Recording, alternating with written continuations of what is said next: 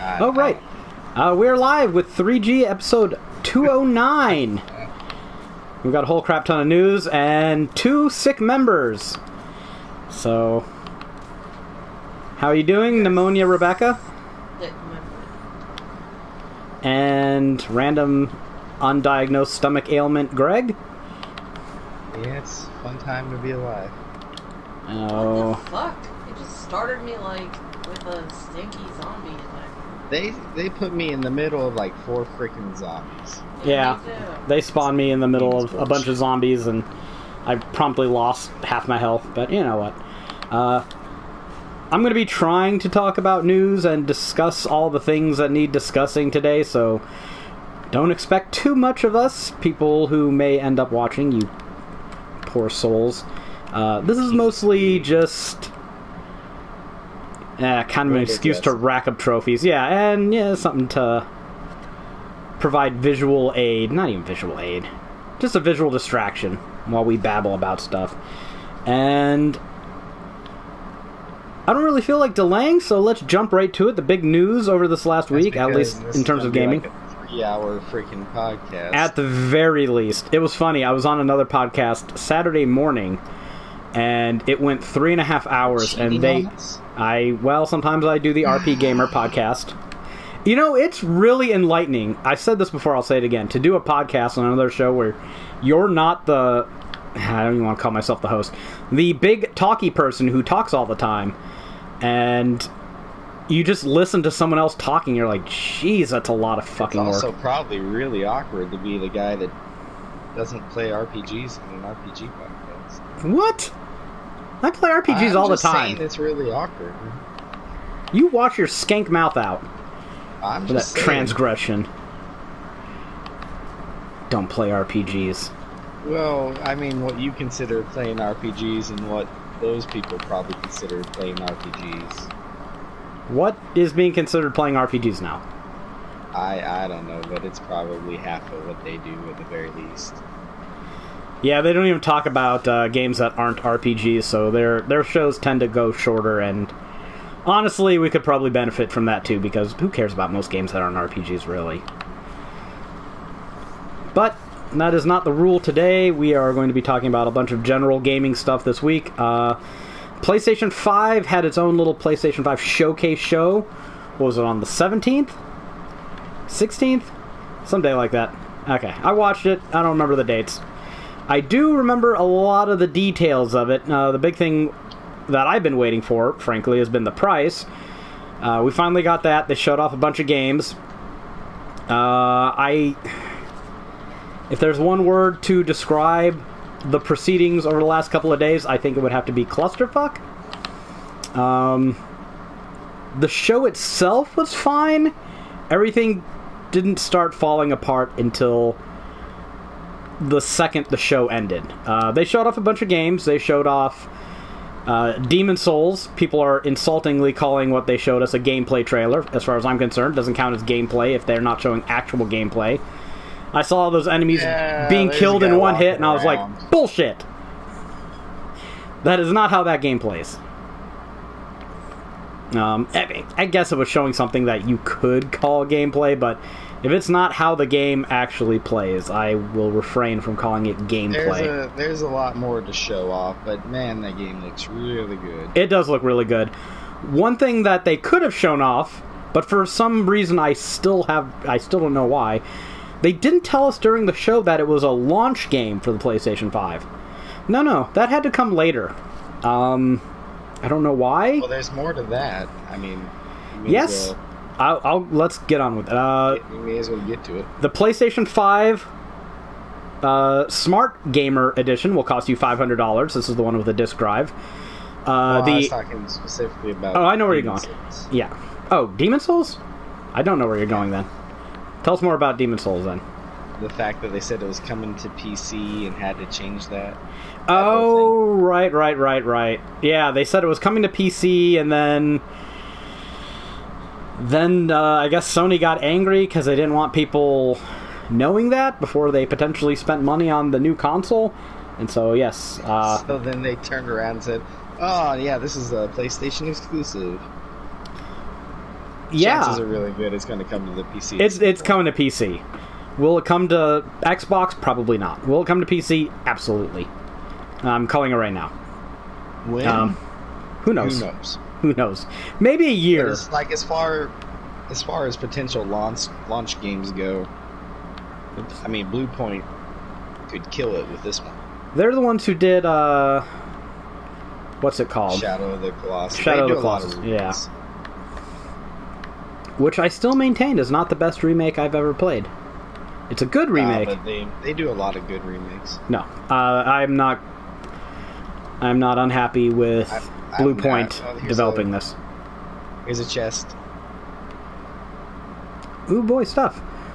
Another thing that we didn't get at the actual show. Oh right, I was going somewhere with this before. Hey, Jared. Yes, I think Sony does own the IP for Demon Souls, which is why they made Dark Souls. I still don't know how they managed to get away with that, since it's the same game. Oh, that actually hit me. I thought I was far enough away. The I am a cuck and want to get my money and rights stolen from me version, aka the digital version, comes out costs $400. Unlike Xbox, the disc version and the cuck version both have the same specs. It's just one doesn't have a disc drive, so you never actually get to own anything on it. I'm being a little biased here, but hey, fair's fair, right? How the fuck did I die? There might have been an exploding one. I don't know. That's what killed me. Even Ari, who doesn't tend to buy that many physical games, has already said we'll get to that, but suffice to say, Ari, yes. So even Ari knows this is a bad deal. But you're free to make whatever choice you make, and at least we can say this, unlike the Series S, it will not be obsolete in 2 years. I still don't know why the Series S exists, except to trick people into wasting money to get into the Xbox marketplace, but I don't see that console having a particularly long lifespan. Just a guess. But we got the price. The launch date for these consoles is November 12th. I'm just hoping the country doesn't erupt into civil war before I get to play my PlayStation 5. That would be nice. Thank you very much. That's a big if. One can hope. Other things we saw at the PlayStation show were a teaser of a new God of War game, God of War Ragnarok. So many freaking things that yeah, go ahead. Yeah, I mean that was the big one. We already saw most of the other stuff. Alex has already told Howard that we're doing that, which makes sense. We did the first one. I mean, have fun with that. I don't even know when it comes out, so I'll worry about. They said so. Well, yeah, but when? Like, there's a huge difference between May and November. Okay. I'll worry about it when it has a launch date, and even then, probably not too much. One of the bigger things I think they announced that didn't actually have to do with the hardware itself was the PlayStation Plus collection. If you subscribe to PlayStation Plus, you will have a library of games that you can play on the PlayStation 5. Yeah, that was interesting. I view that as their attempt at trying to keep pace as best they can with Game Pass. Because I think Game Pass is more and more just making it clear what service is the better service. Oh, there's no comparison between Game Pass and PS Now. Yeah, but the PlayStation people, they're sure trying. They're trying. I mean, wouldn't you agree? Oh, a tank! Hooray! So the games I disagree. I disagree. Plus to take over. Actually, to take over from Nathan. I don't believe that the PlayStation people are trying. If they were trying, they would have done a little bit better than what they managed to do with PlayStation Now.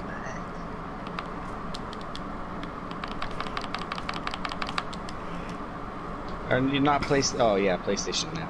I was about to say not PlayStation Plus, PlayStation Now. Yeah, there were rumors that they were going to bundle PlayStation Plus and PlayStation Now together, but hasn't happened yet. And, I mean, the Game Pass is a great deal right now. Makes a lot of sense for Microsoft. Makes sense for certain consumers, but if you don't think those prices are going to go up and that you're gonna miss some of the rights you had as a consumer once you give too much of that market away, I think you're not paying attention. But I still don't think I'm incorrect in saying that this is them trying. Oh no, you're correct about that. Yeah, this is a direct counter to that. Xbox came out and said you will have 100 Game Pass games to play on day one on the Xbox Series X. And you know what? I might as well just make this disclaimer right now. I am not referring to the Xbox Series S when I talk about the next generation Xbox. Pretty much ever, unless I go out of my way to say it. So when I just call it the XX, just assume I'm talking about the XX, because I don't consider the XS to be worth mentioning as a next generation console. It is pretty much defunct, functionally redundant technology before it's even launched. So when I mention anything having to do with Xbox, I'm talking about Series X. We don't want to keep differentiating all the time. Yeah, so I'll just talk about the one that actually has potential and might be worth mentioning, going forward. Anyways, as Greg was trying to usurp from me, I have these all listed down. Hold on. Calling yourself the host, don't even have things prepared. I have it prepared. Okay, you guys want the lineup? I'll give you the... You go read the lineup then. I have it right in front of me. No, I'm good. You don't have the lineup in front of you? Okay. That's as far as I was prepared to usurp your roles. Okay. Those are just nudges. It's Horizon. It's Persona 5. All right, shut up and sit down and let a man do the man's job here. Battlefield 1, Batman Arkham Knight, Bloodborne, Days Gone, Detroit Become Human, Fallout 4, Final Fantasy 15, God of War, Infamous, Second Son, Monster Hunter World, Mortal Kombat 10, Persona 5, Ratchet and Clank, Resident Evil 7, The Last of Us Remastered, The Last Guardian, Uncharted 4, and Until Dawn. Oh, the PS Plus collection. I had you well before that. Okay, yeah, let's. I think I do too, actually. Let's wallow in our misery here for having a high attach rate. Let's just list them and call out who owns what. Battlefield 1. Yeah. I own it. I just bought it like 2 weeks ago. What a fucking idiot. Yep, I got it. It was like $10 on Amazon. I was like, oh yeah, I like that intro scene with all the soldiers dying and showing the name, and then you switch to a different soldier. I was like, I'll buy it for that. Well, I was dumb. I got a steelbook of it. Oh, no, I feel even worse about my purchase. Oh, well. Batman Arkham Knight. Oh, yeah. I have that, too. Bloodborne. Oh, yeah. Steelbook of that. We should also ask Ari how many of these he's beaten. Okay. Actually, we shouldn't ask that, because I've only beaten one of these games. I have Bloodborne 2, and that's the only one on that list I've beaten. What? Yeah. I never made it to the end of Arkham Knight. I just got bored with all the tank combat and was like, screw this. Hey, I will make up for it, young man. You will just sink further. Arkham Knight is a good example of, like, great gameplay that just has a couple sections, like the tank section, that you're like, what the fuck am I doing? Why am I wasting my time? Like, the first time is like, yeah, okay, yeah. The third or fourth time, you're like, what the fuck am I doing? Yeah. There's a little too much of it. Yeah, those are stupid names, Jared. You are 100% correct. Microsoft they don't know how to name a game. I don't know what it is. Days Gone. Technically, Rebecca owns that. Yeah, I think. I do. So. I should. And you've never played it. I think it's still invested.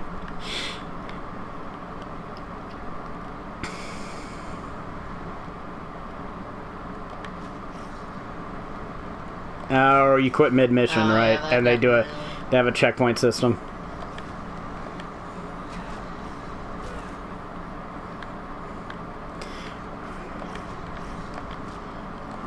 probably does that, like, gives you that pop-up that says, quest progress will not be saved, and you'll be reverted to your last checkpoint. Oh, no, that's just a guess. One of those things that we all skip and don't look at. It's like, yes, I said I want to save. Quit popping things up, damn you. Did we lose Greg? Greg, are you still here? Yeah, just listen. Okay. You've been uncommonly quiet. Do you own Days Gone, Greg? I do. I haven't played it yet. Okay. Detroit Become Human. We all own that. That's on PlayStation Plus. I've actually played through half of that. Okay, but no one here has beaten it? Okay, I couldn't bring myself to play. I played the demo too. I never played the actual game. I platinumed Beyond Two Souls. Hey. Is that Detroit Become Human? It may as well be. I know. It's awfully close. I'm not wrong. No, you're not. Fallout 4. There's a tank over here. I'm pretty sure Greg and I played that game. At the very least. It happened a while ago. Oh, right! We wrote a guide for that! In fact, that was the first guide we wrote together. Aww. Crazy shit. I don't know how Greg got roped into that, because that was still my first year at Gamer Guides, and I'm 100% certain I didn't set that up, so I don't... We can blame Claire. I guess it was her, probably her fault. Yep, I beat that one. Ari, you played it. Rebecca, you played it. Yeah. Rebecca even went and bought herself a pretty Pip-Boy edition.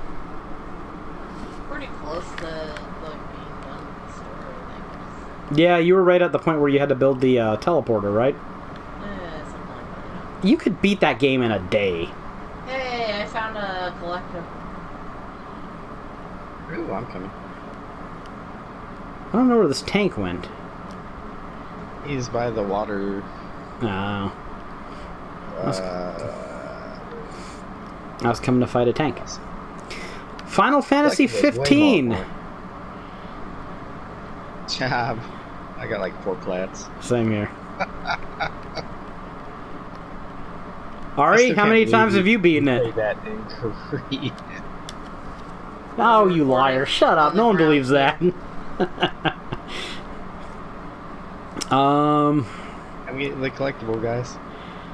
They're all behind you. Okay, very good. You all got it? A recording on the ground? Okay, that's good enough. I forgot all the controls to this game, which is not helping me. Yeah, I've been playing Mad Max, so I've been doing the Mad Max controls, and the Mad Max controls are kind of weird, and this game's controls are not super typical, but a lot closer to typical than Mad Max's, so this is definitely... I keep trying to jump from Dragon Quest builds. Well, jump in Mad Max is L2. Yeah, why does Dragon Quest Builders have jump as triangle? I don't know, Sir? Okay. Jump should always be X. If you have a jump button, always be X. Light attack, square, heavy attack, triangle, dodge, circle. This is not hard. Right? These rules have been established by Dynasty Warriors for ages now. So people need to stop messing with the formula and just defer to Koei Tecmo. I think that is the only logical solution to this. God of War 2018. Greg, I assume you have it since you wrote a guide for it. Yeah. Ready. That doesn't mean he has it or played it. No, I know some people who have... watched YouTube videos. I know some people who might have written the odd guide based on a YouTube video. Pretty bad cough. Yeah, we should probably check that out. I'll just steal some of Rebecca's medicine. I've not actually beaten God of War, and I'm kind of looking forward to playing it on the PlayStation 5. That fucker just threw a knife at me. Yeah, it happens. That's how I died earlier. That knife took out 75% of my fucking health. Isn't it a shame that they're more dangerous than we are? Absolutely. You have it, but you haven't. God of War is probably top 3 in that freaking. I know that's an all-star list of games. I walked right into it. Yeah, he did. No, it's a great list of games. But God of War is probably top 3. Persona 5 is another top 3, so that leaves what, Bloodborne? I'm trying to think what I would list as my top games out of this. It's hard. That's a fantastic list of games. Well, I haven't beaten God of War, so I'm not even sure how much I should rank it. I haven't beaten Persona 5 either, but I think I played enough of it to have something of an opinion on it. Jeez. Is Persona 5 top 3? I mean, probably. I don't know about Fallout 4. I like Fallout 4, but I'm not sure it makes it to the top 3. It's a really good list of games. I'm not going to dwell on it. Let's get through this list. Infamous Second Son. That's really good. I thought that game was underrated. I got a platinum for it, so it can't be that bad of a game. Yeah, No, that was First Light. That was quick. Remember First Light? Nah, Second Son wasn't like long, but it took me a few days to play through it all. Yeah, that's why Miles Morales is going to be a good game, because it's basically Spider-Man's First Light. Have you platinum Spider-Man? Yeah. Okay. Well, did you know if you buy the Ultimate Edition of Spider-Man Miles Morales on the PlayStation 5, you get the PlayStation 5 version of the original Spider-Man with a new trophy list. What? 100% true. Cross my heart. And we all need to be by this nun. PlayStation even said so themselves. They made sure to tell us we would get another trophy list out of it. Those sons of bitches. They are fully on board. Out of all the games, out of all the close to launch games, that was going to be pretty close. Monster Hunter World. This was, I think, before Ari was on the show, but we all played through it, and I really like that game. So I don't have any reason to go back to it, but it's a good one.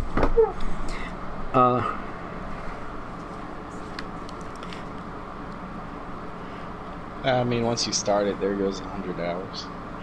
Yeah, I saw that game listed on like one of IGN's top most difficult games over the past decade. Monster Hunter World, yeah. I didn't think it was that bad. I mean, there were parts that were annoying. Actually, I'm surprised. I beat it. No, if I beat a game, it can't be on the list. We helped you beat it. Let's be fair. So, I still beat it.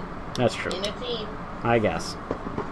Well, yeah, considering that you get penalized pretty severely if any member of the team dies, I'll actually give you that one, because it is possible for a bad player to tank a team in Monster Hunter World. Yeah, so there you go.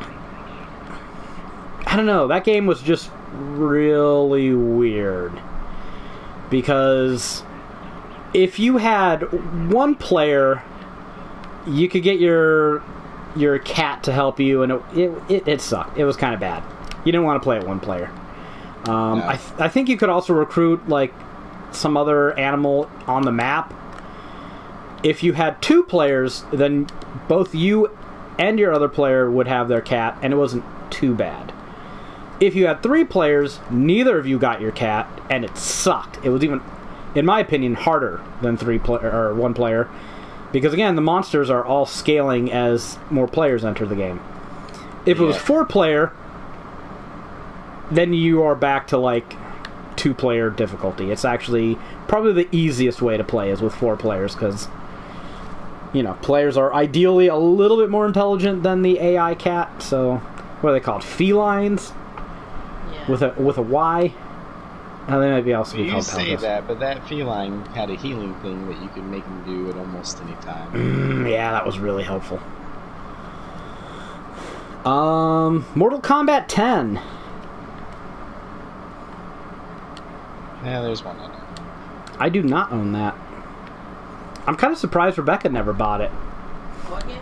Mortal Kombat 10. Oh. I've seen you eyeing it. Don't you act like you're not. I guess people need me for something, or not. What are we doing? I don't know. Ratchet and Clank. think that was a PS Plus game, yeah, so we all that's a should good- have it. That's a good game. I couldn't get that trophy for the races, so I gave up and stopped playing it. To be fair, all those Ratchet and Clank games are pretty good. Oh, we have to talk to this. Oh, okay. Resident Evil 7. Yay! I have great shame to admit that I never actually played that yet. The Last of Us Remastered. Did you? No, you got further than I did. Because I haven't even seen the title screen. There's a fantastic guide on GameFAQs if anybody ever needs it. A little bit of self-promotion there. He's got a life bar, so. The Last of Us Remastered. Rebecca, you played that one. I have it. It came with my console. Yeah. I hate the... Did you get to the draft scene? I hate those clickers. You know what? This makes The Last of Us Remastered a launch title for the second generation of PlayStation consoles in a row. Naughty Dog's just going to keep remaking it. It's their Skyrim. Yeah. Not really, but Would you buy a 4K Skyrim on the PlayStation 5? New trophy list. once it gets cheap, probably. Okay. I still have the VR version to play through, so I'm in no rush for more Skyrim. Yeah, same here. The Last Guardian. I got it too, and I never played it. Big surprise. I don't have that, actually. Oh, wow.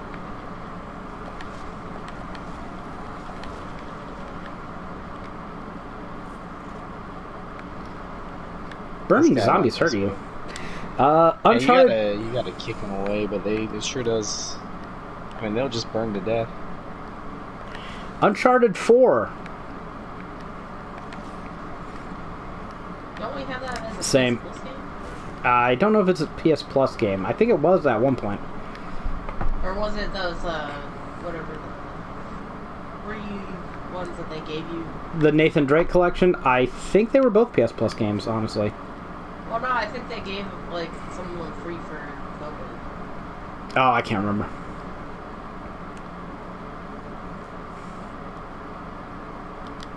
Yeah, I'm pretty sure all the Uncharted games have been PS Plus You games. just walked through a wall. How the fuck are we supposed to follow this dude? Ah, you came back. Oh, okay. This game is having a normal one. He wasn't just in the wall, he was also in the floor. Yeah. Has anyone here beaten Uncharted 4? Oh yeah, I played Okay. that one. Until Dawn. Oh, we Yeah, can do that. that's another good one. That's a good one. I second that. And not This too is hard an of a platinum. all-star list. That's a pretty good list, honestly. So here's a legit question. It's going to sound weird and awkward, especially since, well, I'm just going to ask it. Would you rather have that list of games or whatever's on Microsoft's Xbox Game Pass? Just the current list on Game Pass? Yeah. And I don't know all what's on Game Pass, honestly.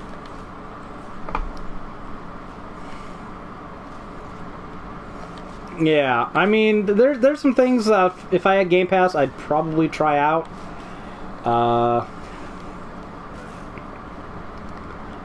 Like Honey, I Shrunk the Kid. Yeah. I think I'd rather have the Game Pass list, Hey, but that's guys. because I have all of these already. Pardon me. Well, I mean, you can't it- leave this guy alone. It's a He'll weird follow. it's a weird question, so you might have to quantify it a little more, because, like, I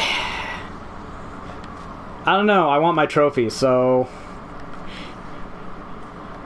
But there's a fact.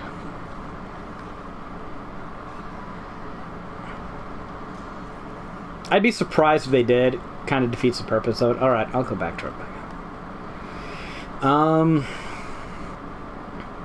Yeah, we don't know if these are even going to be enhanced. I would presume they're going to be the pro versions whenever possible, but I don't know. I doubt they're going to have new trophies, too. We should really be protecting this guy instead of...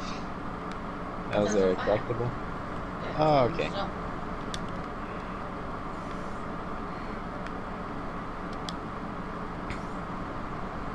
I thought you said there was a fat guy.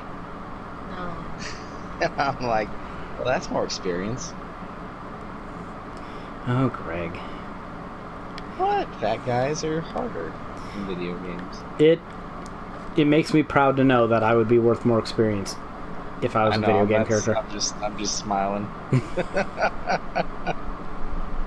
I would be tougher to kill.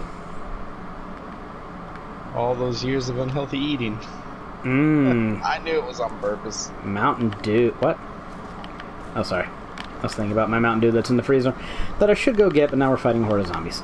So yeah, you get all those games, I guess, day one, if you have PlayStation Plus. I'm not going to say for free, because you're paying for it, but you will be able to play all those games on PlayStation 5 if you have PlayStation Plus.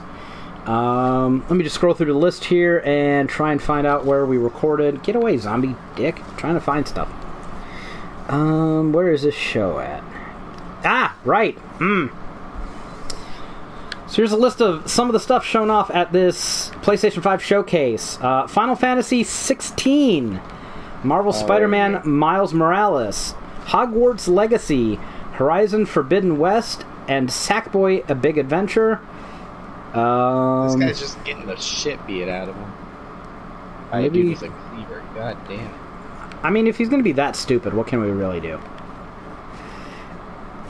Devil May Cry 5 Special Edition, and of course, God of War Ragnarok. Now, the Devil May Cry Special Edition is, like Devil May Cry 4 Special Edition, going to feature Virgil as a playable character, so that seems to be a running trend that they have now with their special editions. We can also rule out the idea that we will be getting a free upgrade for Devil May Cry 5. I guess the special edition is just it, and you have to pay for it. So, you know what? At least Capcom didn't lie to us like Remedy did in 505. So, that's something, I guess. I wasn't in a rush to buy Devil May Cry 5. I'm not going to be in a rush to buy this, but I might pick it up if it's cheap. Shouldn't even say I care about his trophies, because there's no way I'm platinuming it, but it wouldn't hurt if it had its own platinum list, or trophy list, I should say. So what did everyone think about the Final Fantasy 16 trailer? I like that there's no cars. Well, yes. One character was a girl, but it wasn't. No, we were talking about that on the RP Gamer podcast yesterday, and some of them pointed out that the character shown throughout the trailer is just, it's the same guy just when he's young and then as an adult. And honestly, I missed that the first time watching it. So, yeah, the black-haired dude with the tattoo and then the little black-haired bitch that Rebecca thought was a girl, they're the same character. I need to go watch that better, I guess. That's speculation, but it makes sense. It's like got a broken leg, and I can't keep up with you guys. Can you travel to us? No. Well, now I can. Alright, I'm gonna go get some soda. And Greg, watch that trailer again and see if it makes sense to you watching it.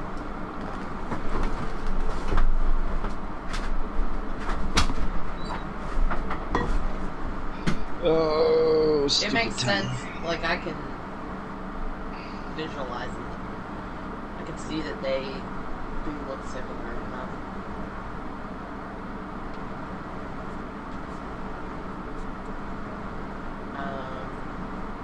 Still nauseous as fuck, but I'm drinking vinegar also. And I also have super powerful antibiotics, so hopefully I don't die. Such haste! Such alacrity! He's back already! What? Ari was being nice. Oh. $20 says there's zombies in the water down there. But yeah, I mean, Final Fantasy 16. I want to see all of the gameplay. That entire franchise is on thin ice with me after Final Fantasy 15, and seeing gameplay snippets that look suspiciously like warp strikes, and not seeing any other. Yeah, they do. Not seeing any other. Oh no, you just take damage. Yeah, you're supposed to turn off some steam valve. Well, that's easier if you're paying attention to what's going on, I guess. Yeah, that's what I'm here for. Make sure we get them story trophies at the very least. There you go. Not seeing any other playable characters being controlled has me a little worried. At least the main character as an adult looks way less lame than Noctis. You know what he looks like? Any number of Final Fantasy 14 characters? He looks almost exactly like the Dawnbreaker Final Fantasy 14 main character. Yep. Now go pull up a side-to-side picture and tell me they aren't the same person. Final Fantasy 16 is Final Fantasy 14, the maybe single-player edition. I'm not complaining too much, because apparently Final Fantasy 14 is supposed to be good. I don't know, I played it for a day, and it bored me to tears so much that I couldn't even make it out of the first village, but it's an MMO, and they all bore me that much. So. Oh, wow. I think Greg did too, didn't you? Yeah. So. God, why is this stomp prompt so fucking mercurial? It's like, no, you're not standing at exactly the right pixel. I don't know, but the second upgrade to it is really nice. What's it do? It's, you jump up, and it's just over. So it's a quicker version. Yeah. Ah, nice. Like that.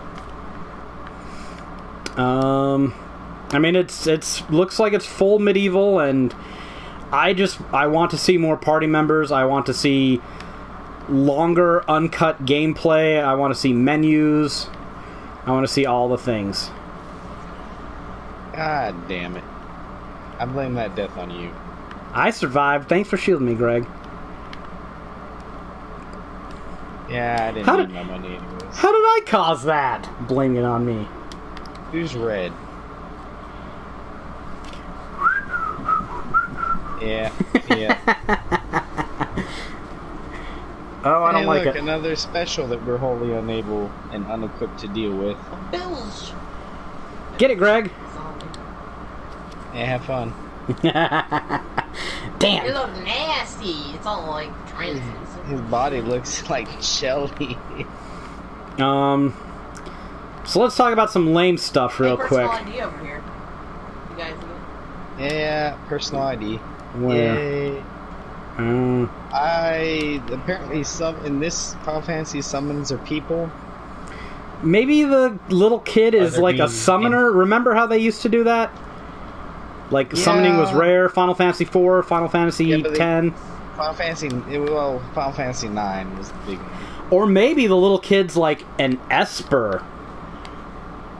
I'm pretty sure these summons are like housed in these people's bodies. I mean, it's all we could speculate. Are they? Well, that forever. would make them. That would make them some sort of. Where? Some sort of. There's a gun mod, and get the fuck out here and fight the zombies. God damn it! Yeah, get on it. Fucking people. Anyways, that would make them more like,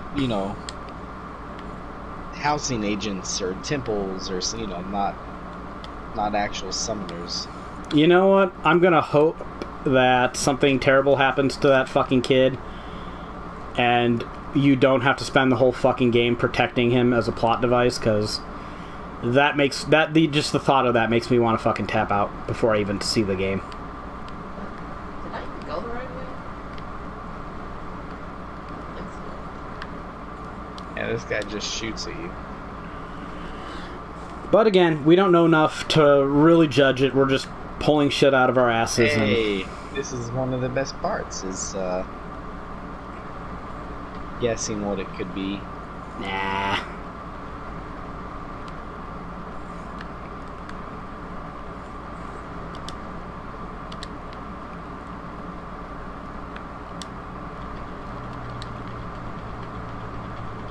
Probably not very. I'd be surprised to see this game come out before 2022.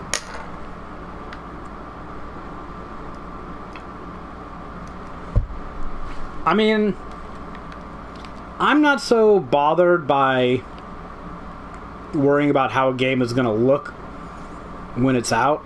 I don't know. Weirdly enough, I don't tend to care about the graphics. Putting out trailers of it, right?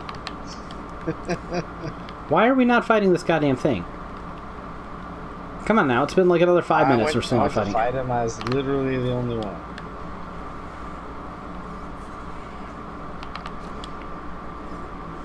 And okay, if you're looking for health, it's not over there. Okay, where the fuck is everyone? Oh, you guys are. Guys, this fucking thing has not moved in like 5 minutes. Yeah, I still have never figured out where the fuck it was. Rebecca, where are you?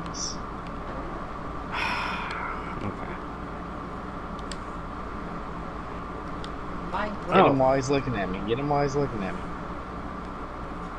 Yeah, this is kind of something that requires people to team up on. Hope I can't reach him. Hey, that was a shit ton of experience. Okay, well, that's over with. We can get to the rest of the tedium in this game. I mean, I don't know. They just didn't show enough off to really... So we know what the main character looks like, assuming that's the main character. I mean, this is the first thing we've ever seen. This isn't bad. He's got a tattoo. Otherwise, he looks pretty generic. Yeah, that's fair. They showed off Ifrit and Shiva. He would fit in Final Fantasy 15. Yeah, but he looks like he hit puberty, which is already a big improvement. Yeah, I do like that. Have characters that did. You just had to play not. Well, look at 12. Oh, I mean, the worst character in 12 was Vaughn. These characters, yeah, and they shoehorned him in. Yeah. Yeah, so but you didn't have to play as him, like, ever. What are you talking about? You're forced to play with him at the very beginning. At the beginning. And as soon as you get other characters, you are free to main anyone. What the word ever means, right? Bosch was supposed to be the main character, but they focus tested, and they didn't like Bosch because I guess he was too old.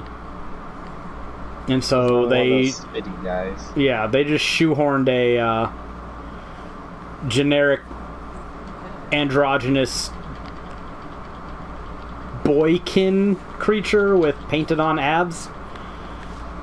And, like, he has no bearing on the main story whatsoever. So none of the characters really have an emotional attachment to to him. Except Pinello. I don't know whether they added her to give the character some resonance or not. I don't know. Either way, they focus tested and we lost our tortured, betrayed soldier character.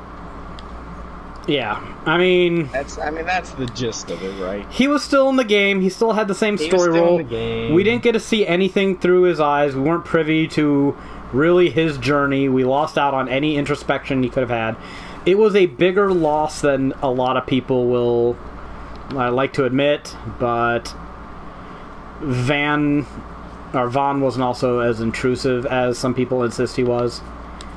Like, after the first few hours of the game, you don't really have to mess with him except running around in towns. But the I'm a street urchin and I want to become a sky pirate thing is just like a storyline that... No one wanted that. It could have... You can cut that character out of any game and put it anywhere else. So... It's probably why that character existed and had that storyline, because it's literally the least interesting story that you can give anyone. As long as you have a city for that kid to live in,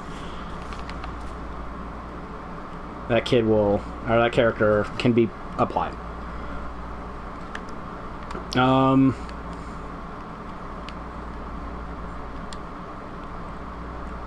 Really? I didn't get started until late on Final Fantasy, so the first one I beat was 7. And then I've beaten, what, 7, 8, 10, 12, 13, 15? Ooh.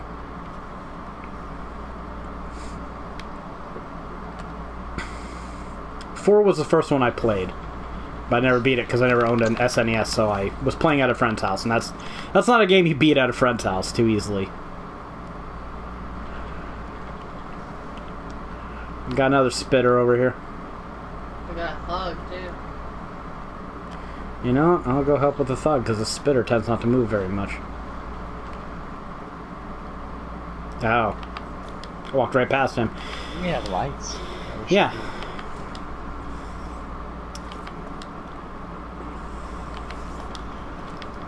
The flashlight is completely different in this game from Mad Max. Oh, he is spitting at us from over there.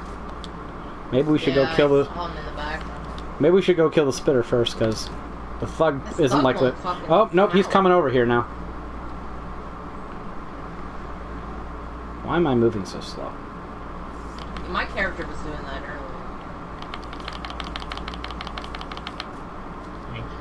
Oh, the fat guy made it over here. I mean, it's too early to speculate too much on Final Fantasy 16, really. Some people are already talking about how great it is going to be, and others how it's going to suck, and I'm like, there's no one knows anything. Every single Final Fantasy, you get that every time. But you know what? I, for one, am glad there's going to be another Final Fantasy in my lifetime. Just keep on making them, rack them up. I don't care. Let's go.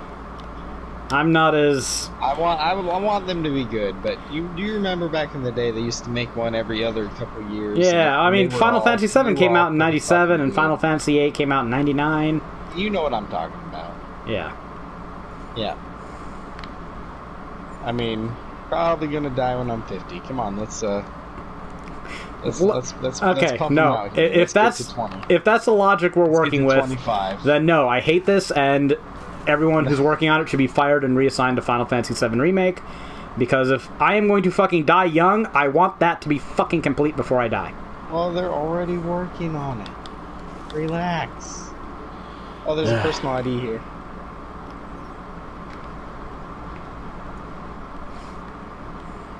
I really hate that we clip on each other. Yeah. It's in the suitcase. Oh my god. I mean, if it's good, fine, great, wonderful. The main character was inoffensive. Bland, but inoffensive. So... I hope they put more thought into it than they did with 15 and its fucking garbage-ass fucking story. Actually complete the story this time. You know, I actually got... And don't piece it out into fucking, oh, I gotta go. I'll see you guys in a couple chapters from I'll now. see you guys in... Bye, DLC. Yeah, that was fucking sad. And the ending to that fucking game. And look, how can... I'm really tempted to... Well, I won't spoil things, I guess, but that ending... No, that game has been out long enough, and it sucks, so no one should play it, and you'll save them trouble by spoiling the story. Okay, you get sucked up into a fucking crystal, you fucking time skip a couple years, and then the game tries to force you to care about characters who've done nothing but fucking annoy you for the past fucking 20 hours. And then you go fight the contrived battle against your fucking uncle, who everyone knew was the fucking villain from the second he flipped a coin at you by a fucking dock. It was atrocious. It was awful. They clearly didn't finish the story. Oh, and right. In this team-based RPG, where you never get to play more than one character, the last chapter consists of you mostly crawling slowly through a fucking level without any of your normal weapons, instead just killing things by holding down a button to use a magic ring. With the occasional jump scares by soldiers on the floor. And that was after they patched it, because before that it was supposed to be sneaky.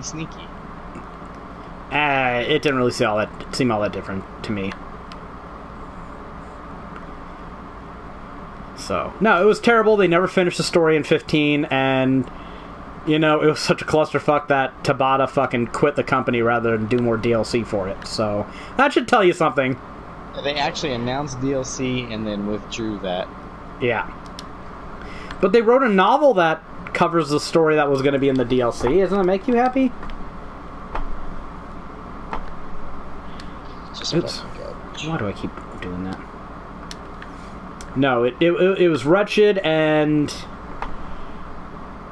it's a big part of the reason why I'm not too hyped for Final Fantasy 16, because I'm just... I will give them a neutral, clean slate after playing the first part of the 7. Greg, did you get that personal ID? I did, thank you. There aren't too many companies that have I'm really looking forward to this because of their past work. They've earned goodwill from me. Like CD Projekt and Larian might be the only two that I can think of off the top of my head. I cut that dude's leg off. So, I hope it's good. I hope it's great. I hope it is just the best fucking thing ever, because if I have to write a guide for it, I want it to be good. Fucking Suicider. I was far enough away from that. Yep, we're even now.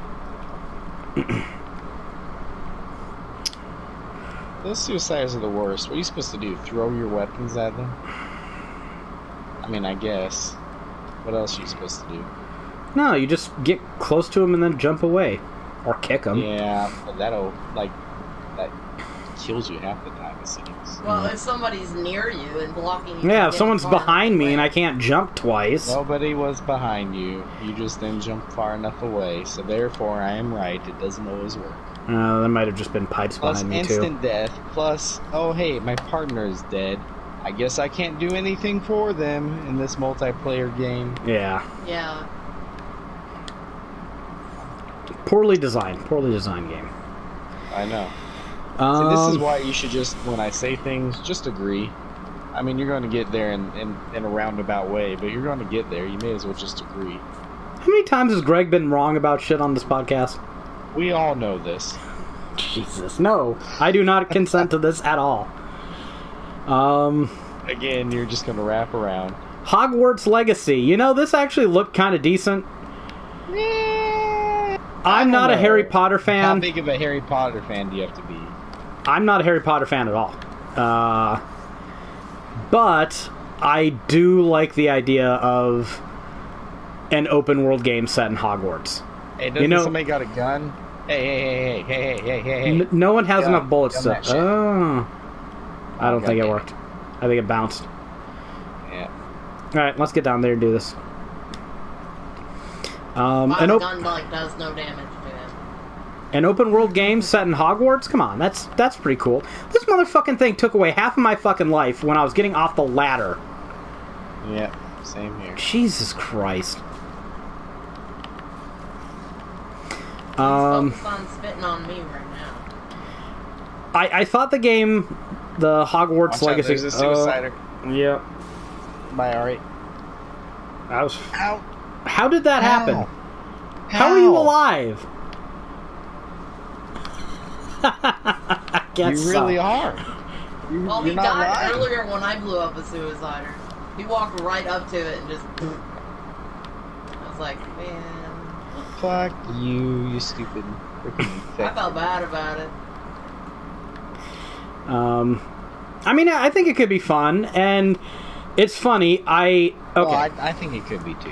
Here's the story behind the game, right? There are actually two of them. One, J.K. Rowling is a piece of shit garbage human being, and I don't want to give her any money, so I probably will buy this game used.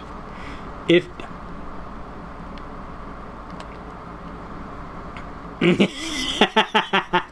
That's pretty good. It? Turf what? Turf Wars. Oh, wow. Yes, that's good shit. So I'm glad that I don't have to give her money if I don't want to. Just buy the game used. And don't give me that excuse. Did you watch far enough into the RP Gamer podcast to where we covered this, Ari?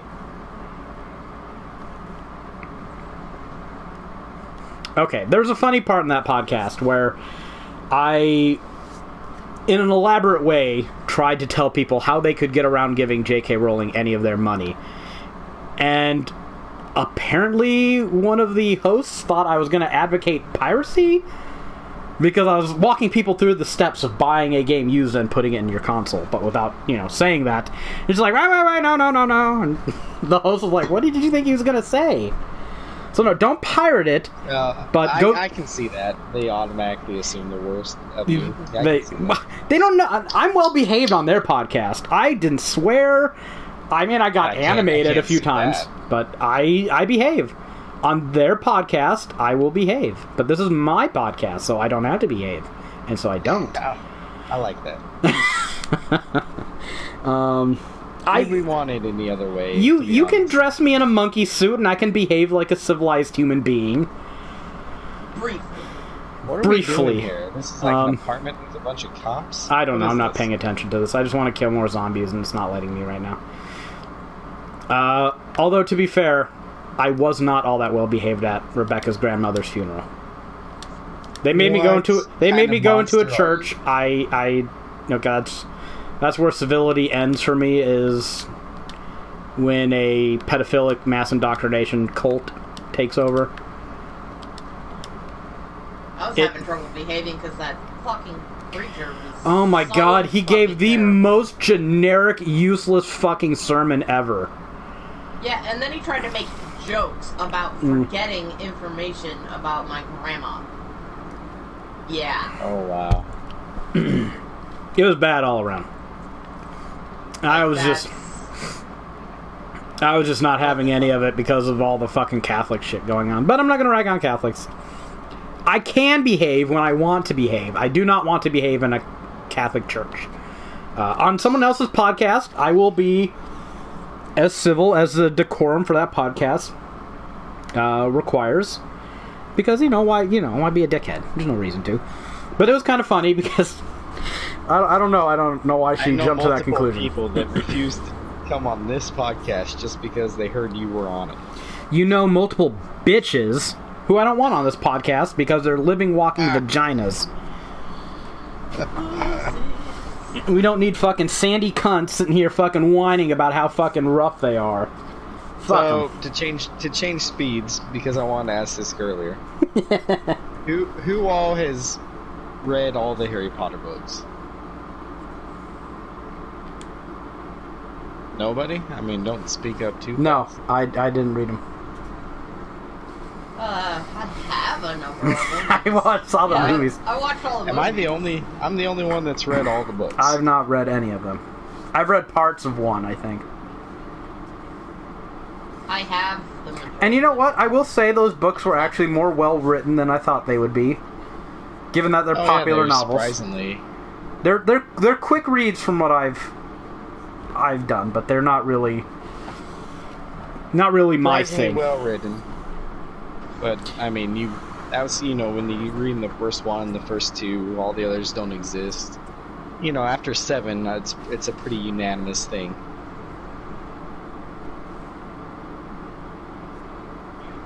What's the unanimous thing? Oh, that they're good reads. Okay, I mean, look at the sales numbers. It's popularity and quality do not go hand in hand. We can nip that in the bud right away. Yeah, there were those vampire movies, I guess. But I like the premise of this. Like I said, there are two complications for this. One is J.K. Rowling, the transphobe, and the other is... Did that surprise you guys? I learned about that recently. I'll say recently, the last couple years. Usually people that are very pro, LGBT, whatever, Usually that includes trans. Usually it does, right? I question J.K. Rowling's depth of commitment on any of these issues, given how many bald-faced racial stereotypes are in her books. and just how poorly... Like, there's so much fucking diversity window dressing in those books, and... There's shop here, by the way. Like... Somebody who's kind of sort of racist and doesn't fucking get it can make it really obvious when they have to elaborate on these subjects they clearly don't care that much about and haven't thought about. And J.K. Rowling's characterizations of non-white characters give me the feeling that this is not a key issue for her, and she did it at just kind of as marketing, as window dressing. And you know how I am with this fucking, like, diversity shit. I believe people are individuals and we shouldn't fucking box them up and shouldn't get too bitchy about cultural appropriation and, you know, just assume everyone's an individual, but I tend not to like that window dressing shit, or people who say stuff like I just said the last couple of minutes about J.K. Rowling, but she is the exception that proves the rule. Unfortunately, that rule is sometimes over-applied to the point where you can't take it seriously anymore. But I think in the case of J.K. Rowling, no. So, marketing, basically, is what you're saying. Yeah, like, it's an insincere stance. I think that's fair, because I think that most people who are tolerant, as any decent human being should be, would include trans in that conversation and not have a problem with one and not the other. Which is insane to think that without the marketing thing and there some other secondary malicious reason. I mean, really, that's where you draw the line. Really. I don't think... Okay, I should clarify maybe a little bit more. I don't think it's necessarily entirely insincere, at least not in the way, like, she's conniving to do this to boost sales. I think J.K. Rowling thinks she's progressive, but she's not exposed to any of this and has no real opinion on it. She hasn't come face to face with the moral consequences and the social dynamics at play here. And this becomes more and more entrenched now that she's a fucking billionaire and doesn't have to... She never has to worry about money ever again. And this is the only thing I can think of for why she is so... I paid off this guard with alcohol, and there's a bench over here. Just FYI. Oh, okay. I think she's got so much money at this point that she doesn't have any real problems to worry about, and so she takes up pointless little crusades. So she feels like she has something to fucking fight for or worry about. And I imagine she views this, like, anti-trans shit as fighting for little girls. And I guess the best real-world example I could give is when there is a trans person who is competing in sports, like a boy transitioning to female, right? Oh, well, I got some opinions on that. Everyone has opinions on that. But this is why I'm bringing this one subject up, because this is the gap that can be bridged for a lot of people, right? Where someone who is normatively viewed as male, who's now transitioning to female, competes in sports as a female before they're fully transitioned, and, you know, is that right? Do they have a, you know, unfair edge? Stuff like that. And I think J.K. Rowling is looking at it like that. I don't know where the hell Rebecca went, by the way.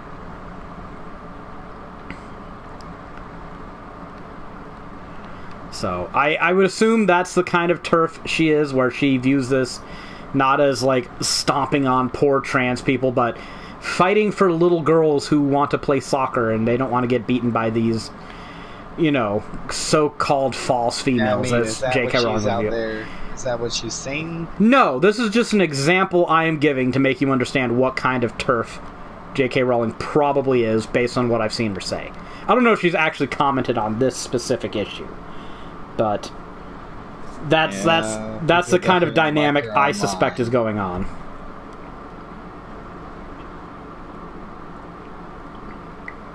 I told Ari this in Discord, but I'll share it again here because this is pretty good, I think.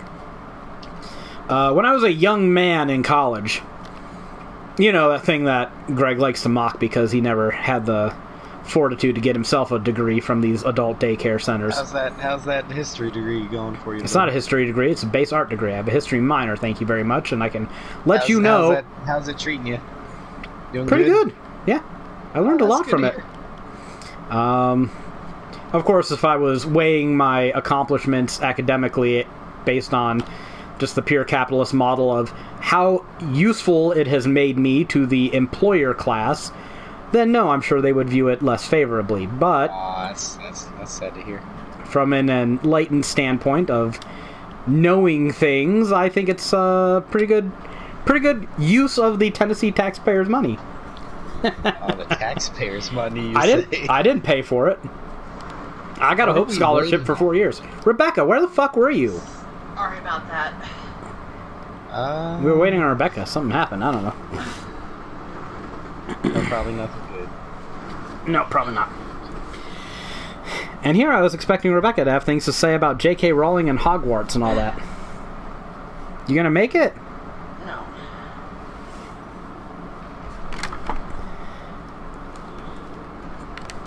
But it's funny because WB came out and said that J.K. Rowling has nothing to do with this game. Yeah, Rebecca, move. That's what pay her. Forward. That's our whole point to the discussion, isn't it? I didn't the fact that they came out there and said that. Yeah. And you know, if you were smart enough to buy, protect that capitalist system after all, right? I mean, they have to. Oh no, she gets a cuss though. If she you buy, nothing to do with if you buy the game new. Well, yeah, obviously. So don't do that. And if you have a disc console, then you don't have to do that. Good on you. You control your financial future a little bit better. There's a fridge down here. Huh. Oh yay!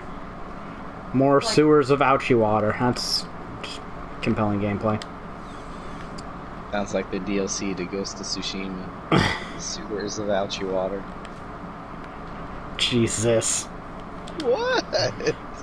I told you to get the racist crap out before the podcast. How is that racist? I don't know. That seemed pretty racist adjacent to me. Oh, wow. Any excuse, this guy. Another issue with Hogwarts Legacy might be an issue. I don't know. We'll see. Is its developer. I've been playing Mad Max over the past couple of days, and this game is a fucking dumpster fire of bad ideas. Bad ideas, poorly executed. FYI, Greg, there is one online trophy that does not need to be online, and the servers are going down at the end of October. So you have until then to get this trophy. So if you ever want to platinum this game, which is why end of October. Which is why I'm trying to get this done with now. I just ran past his exploder and he didn't explode. You have to hit him. You have to hit him to make him explode, or he gets close enough to you to explode. Success! They copied a lot of good ideas from other companies, but their execution of said good ideas leaves a lot to be desired. They've got combat very similar to like the Arkham games. You know, enemies will attack you, you'll get a button prompt, or the Shadow of Mordor. Shadow of Mordor, I was going to say. Shadow of War, but either way. Problem is, they don't really give you iframes when you're stuck in an attack animation, and your character doesn't have any moves to, like, vault over enemies and stun them, the kind of shit that they have in the other two games with this combat system.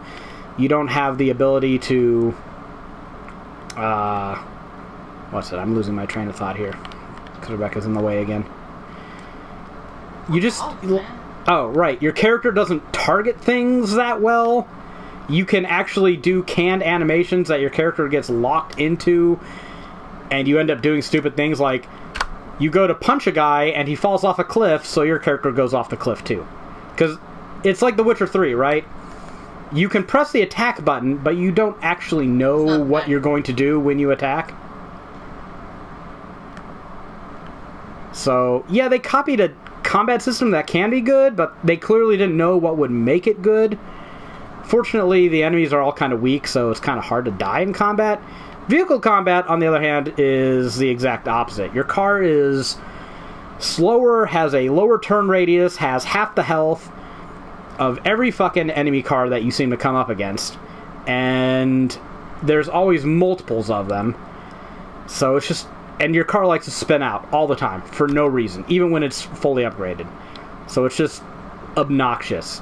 Half the gameplay in that. And it's one of those open world games that they figured they would make up for a lack of quality content by just having a whole bunch of useless, inane shit for you to do. Well, the guys who developed Mad Max are also the people who are working on Hogwarts Legacy. So... On one hand, been a few years between the games. There has been. But they're also the Just Cause developers, and this is kind of the game they make. Oh. Now, I shouldn't judge them too much because Guerrilla Games gave us Horizon after making Killzone. But not super confident if we're just talking about who the developer is and what I should expect. So... Probably a minor thing compared to the J.K. Rowling issue. Rebecca, is there any comments you want to make about TERFs and J.K. Rowling and all that? I don't think you need any preamble. Trans character, I'll play it after buying It would be so funny if you could make a trans character in Hogwarts. It would be great.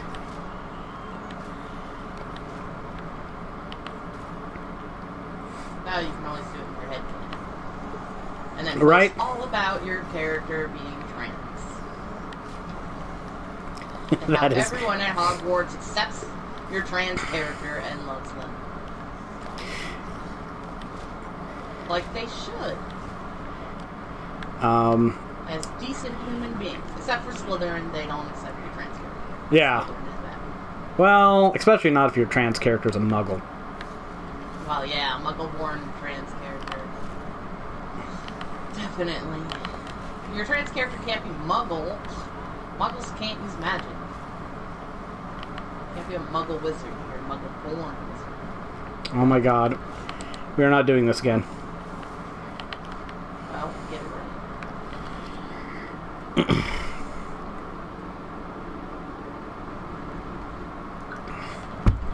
So where the hell are Ari and Rebecca at any given moment in this game? I'm right next to Greg! There's just a ton of interesting stuff going on behind us that we can never see, or what? I am right here. You know what? I'm going to make sure that I am not the first character doing anything anymore. Why is this character zombie not done? It's not taking damage. There's no way this room doesn't have a... Okay, yeah, it does work. There we go. Yeah, I was gonna say there's no way... Ah, there's a mod. Hey, can you stop kicking it or stomp on its head? I can't stop. Well, then stop Hey, fucking baby. kicking it, because you knock it out of my stomp. Well, you weren't stomping it. No, Well, it's hard to stomp it when you're kicking it, because then you jostle it. well, I stopped, and you still didn't stop. Yeah, because it's fucking super picky about the position you have to be in to kick it. Or stomp it. Where's this bat? Okay. Where's a mod? On that table right there. Wow. Right in plain sight. But while I was in college, earning my useless degree, I took a bunch of philosophy classes as electives because all I had to do to keep my scholarship was go full-time. Didn't matter what I took, really.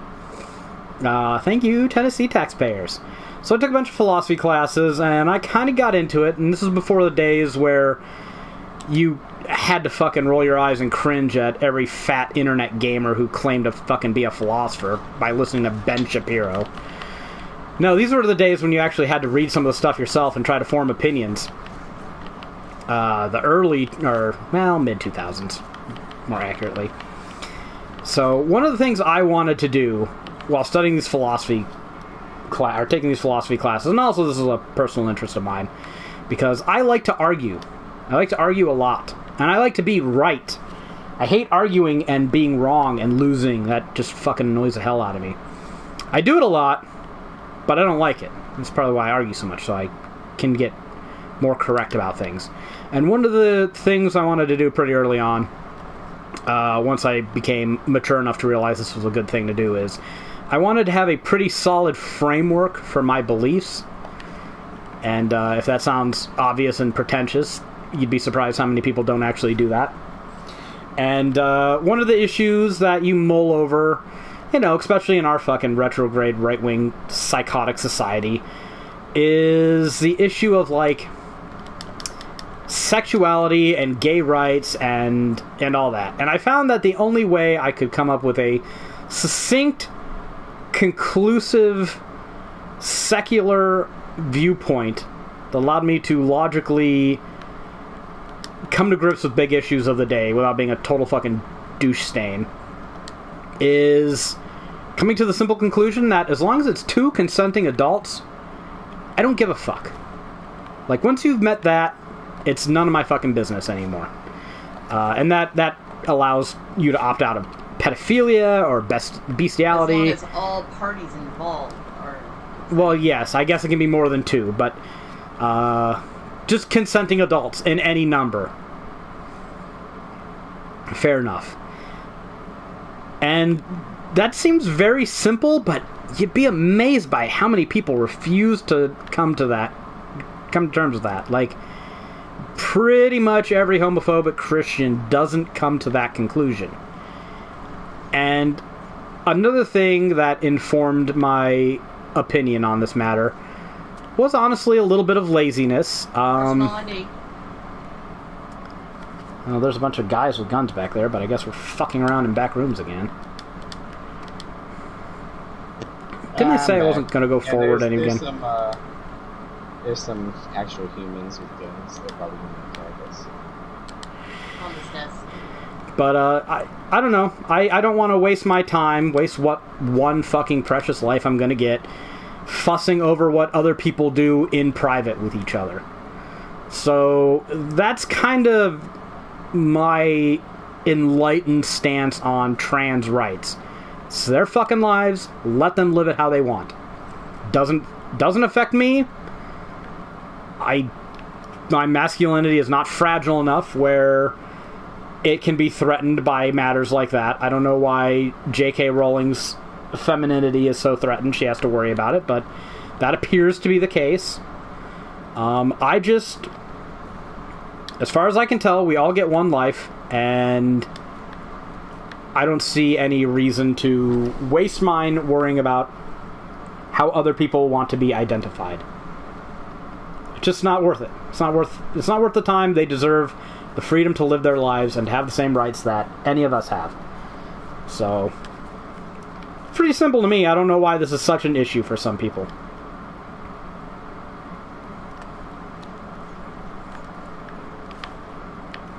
Wow, that was some pretty dumb AI there.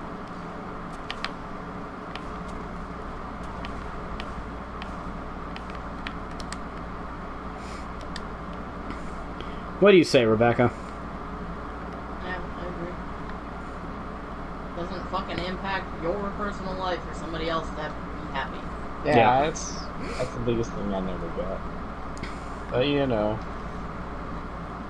freaking people who have nothing better to do with their lives apparently think otherwise.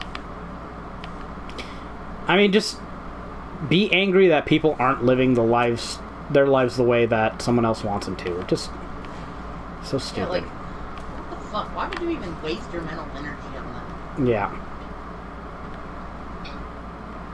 Are you guys so miserable you want everyone else to be miserable? If that's the case, then you need to look at your own life. Is J.K. Rowling transphobic? Did she just say yes? Without a... You have no hesitation. Not even... Didn't miss a beat. There was no deliberation or... Yeah, I guess.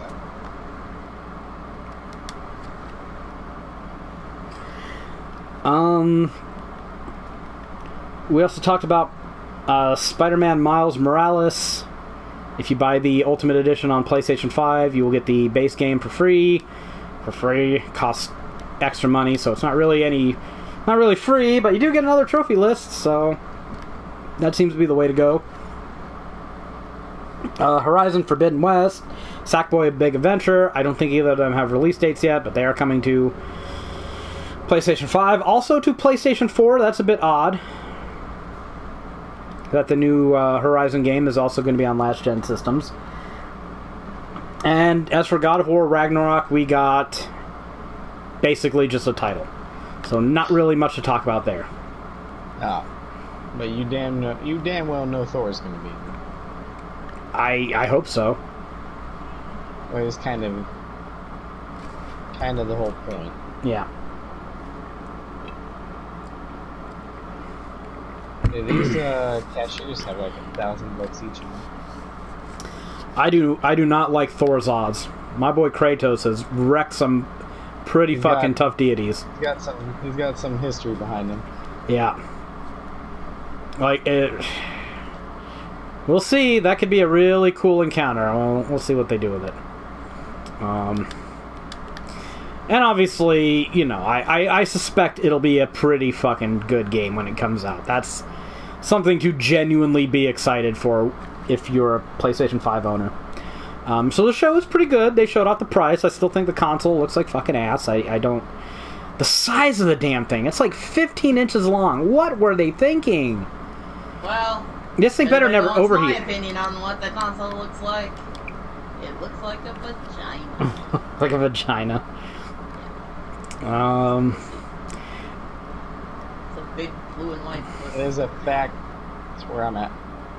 My opinion of the PlayStation 5 would turn instantly if Sony made a version of it that looked like a taco. Just make the outer white shell look like a tortilla, and then make the black interior look like fucking meat and lettuce and cheese. What the fuck did you get over there? Why do I still have my gun equipped? Hey, how's that? That's going to be a mod of some sort, right? It has to be. I died. Somebody's gonna make A taco station? Yes! Yeah. That's... Here it is. Someone has to make that. We should make that if no one else is going to... Why aren't we making that? Somebody else will make it. No, we should make money on it. God damn it. Greg, start designing the decals. Oh wait, no, I've got the art degree. Oh, there's another fact in here.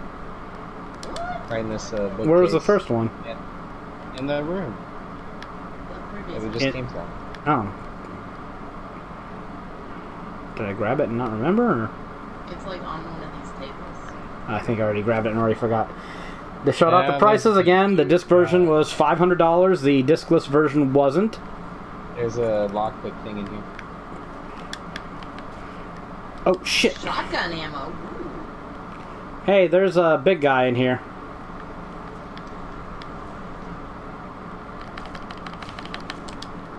Big guy in here. Yeah. Can't get past He's Chris. nice kid. That's Logan. Is he dead?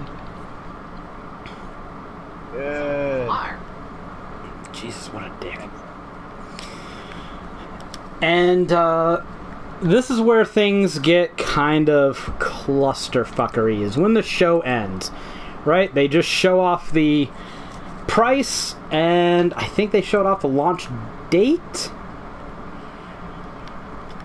Unfortunately, they couldn't tell us any more details about that, so they had to get Kojima's fucking ass serpent, Jeff Keighley, to tweet on apparently Sony's behalf that the PlayStation 5 would be up for pre-order on September 17th. The next day. It'd be up for pre-order the next day. The next day, they said. Now, who actually was dumb enough to think that this would be the next day? Some people went to sleep, man. Some people went to sleep. Some people did things. They were told the next day. A lot of internet folk, especially big, loud, whiny ones, like Angry Joe and... what's that fucking one? The really fat one with the squeaky voice. Not me, the one that actually has viewers. Why did I forget his name? Come on, Ari, you have to know this.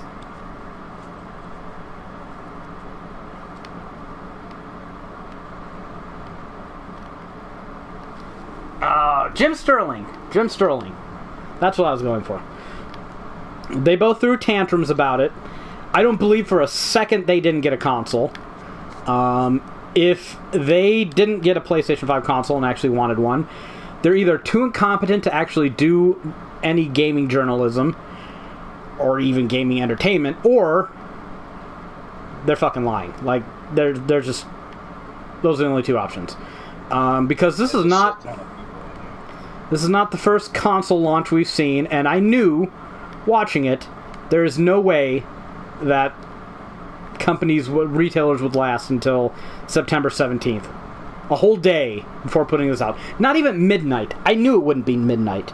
So me, the dumb fuck that I am, get on Twitter and I search for the word pre-order. And sure enough, within minutes, there are links to places where you can pre-order. I will do a chronology of events, because this is something I was there for, unlike everyone else who apparently isn't as much of a gamer as I am. I am taking this crown and resting it firmly on my noble brow. First we got word that various retailers in Europe, I think it was Germany first, were starting to sell it. And people were posting pictures of their completed orders in that fruity-ass language called German. And then Walmart sent out this tweet. Make you wait to get the new PlayStation 5? Nah, that's not like us. Go on, pre-order it now. And there was a bonanza. And people were pre-ordering the PlayStation 5 from Walmart.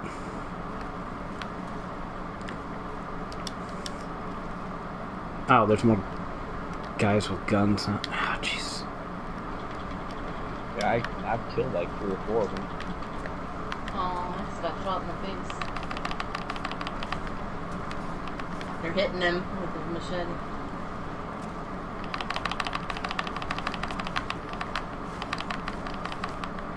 I killed 2 guys with a baseball bat. Oh, there was another guy back there. Oh, he's got like an assault rifle.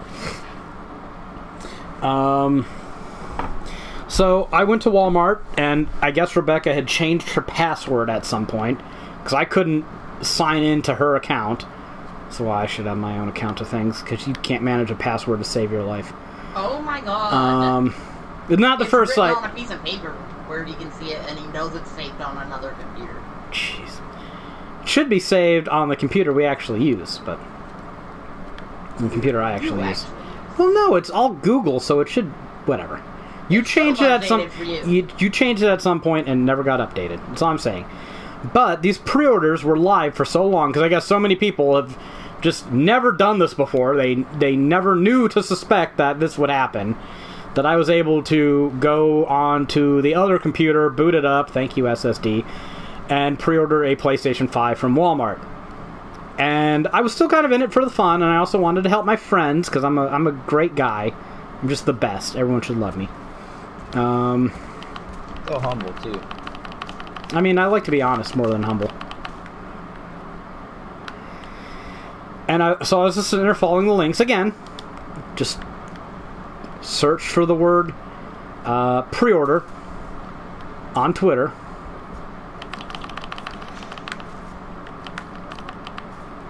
He's fucking dead. And links went live on Target next, was the next major retailer to... I got his auto rifle. To buckle. There's some pistol ammo on the ground. And I was telling Greg links, and I was posting links in Discord. Ari chose to give his business to a local shop, so he didn't really need them. And Jared spent all his money on his teeth, so he wasn't really in the market for one either. But I was trying to help Greg get one because I'm just so nice. I'm just the greatest guy ever.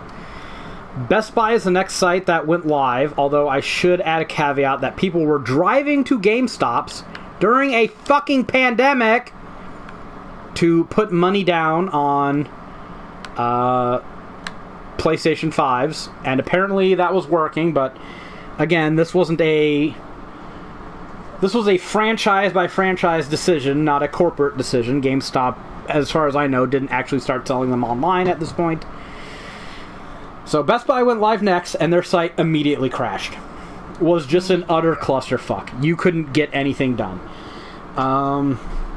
Eventually, after the site, enough people had given up, I guess, the site became responsive, and I saw people were being able to pre-order off of Best Buy, and I told Greg, keep trying.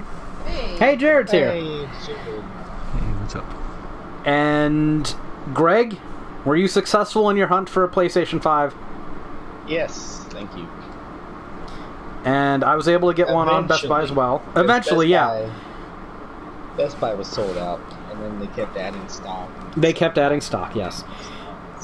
I tried, and it took me 3 attempts to get the order to go through. I bought a second one for Rebecca. Whether she wants it or not is another story. Can always cancel later. But, hey, better she have one she might not actually want to keep than a scalper get one. Ari was apparently able to... Well, you tell. How were you successful, Ari?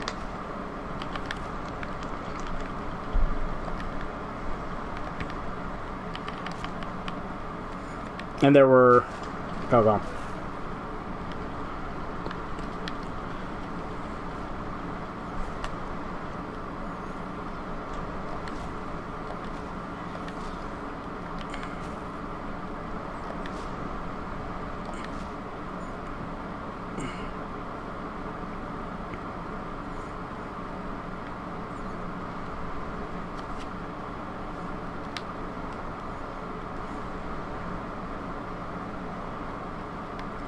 And is this like a big store or what?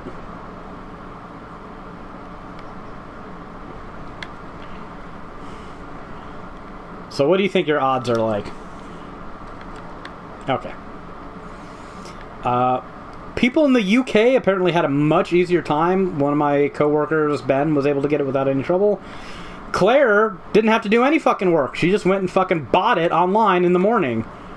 So that's a fucking charmed existence. What was your actual attempt like, Greg? Because it took me 3 tries to get an order to go through on Best Buy after the second go around. Probably took me 25 tries or so. Oh. Well, I was, kind of not been sleeping well, just kind of zombieing out in front of the computer, just trying every 10 minutes or so. Fair enough. I was a zombie. I saw that somewhere in stock, so I figured I don't think that triggered him. I don't think it did either. That did. So, yeah, pretty much everyone I know who wanted one, who was actively in the market, I'm excluding Jared because Jared wasn't actively in the market, got one, as far as I can tell. But the launch was a shit show. A lot of people are blaming Sony. I am not sure that's entirely fair. They don't control the retailers, so I don't know how Sony stops Walmart from selling. Yeah, I blame Walmart. Yeah. I mean, Walmart started the frenzy. That's... Oh, by the way, Amazon went live at midnight, and they were gone instantly. No, I didn't snap very good. Yeah, that'll have to do. That was better than mine. Mine sucked. I just don't have the snaps today. Yeah.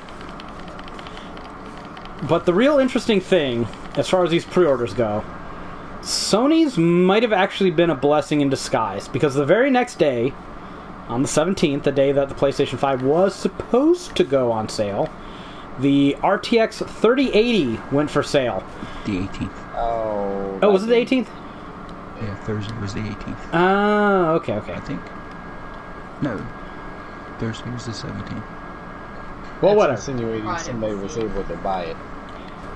Somebody sure did. Yeah, because my cousin's birthday is on the 18th. Okay. They had a nice, well-coordinated, scheduled, controlled launch. And every single fucking scalper, reseller, and bot was able to fucking buy up the stock before almost any legitimate customer was able to, as far as I can tell. Sounds right. You can go check the prices online on eBay, but both the PlayStation 5 and the RTX 3080 are being sold for at least twice their normal value. Don't pay scalpers. Just don't. The reason this keeps happening is because you fuckers keep buying from them. Especially don't do it for the PlayStation 5. If Sony is not lying about their production, it shouldn't be all that hard to get one by the end of the year. If their production is better than the PlayStation 4's was, it should be actually pretty easy. This place is dead. This place we were just at with all the humans, it's gone. Oh, well. Are we I kind of supposed like that. They introduce us to a place with a bunch of survivors, and now they're all dead. And we come back. Are we supposed to feel something? I don't even know what we were there for. Or... Yeah. You're supposed to, but... Okay, well, they should have done it better then. Man, I really There's a personal ID right here, guys. Oh. Right on the floor.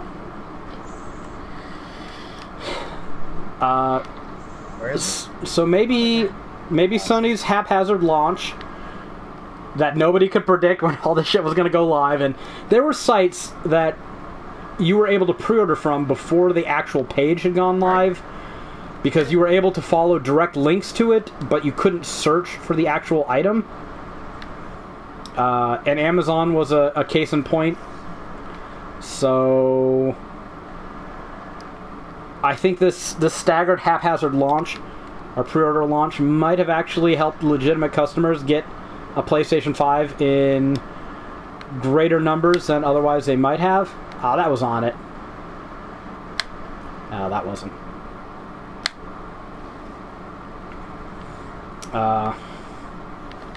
And I'm eagerly waiting to see how the Xbox pre-order launch goes, because Microsoft's talking shit right now, and there are a lot of Xbox fanboys that are being all high and mighty about this, but...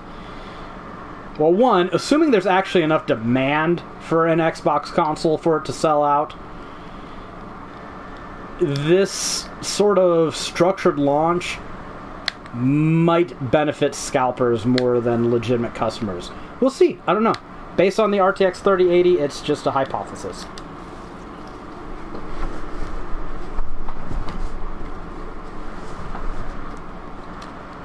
Oops. That's funny. Oh, you can't have guns. You can't have guns. Yeah, zombies can't. Guns, that's bullshit. Yeah. So, yep, that was the PlayStation 5 launch day debacle. No. It wasn't pretty. Wasn't pretty, but right now I've got 2 pre-orders of it. Greg's got 1, Ari's got 1, and as long as we get what we want on There's a tank down here. launch day, it's good enough. I like this. We're all up here stomping a cop. Okay, he's refusing to die. I'm not gonna take on a tank alone. Okay, we'll come try to find you. Oh, there you I are. found you. Found you. Again, not doing it on my own. I do have a full rage bar though, so if you can let me get behind him, I can fuck him up.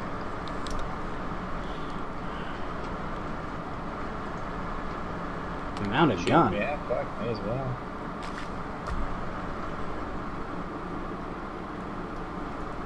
Yeah, fuck, may as well, man. More power to us, I say. Guys.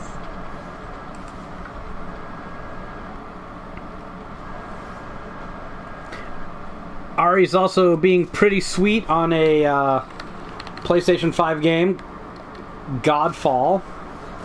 He's Pretty sweet. You've been talking about it. Don't you try and hide now.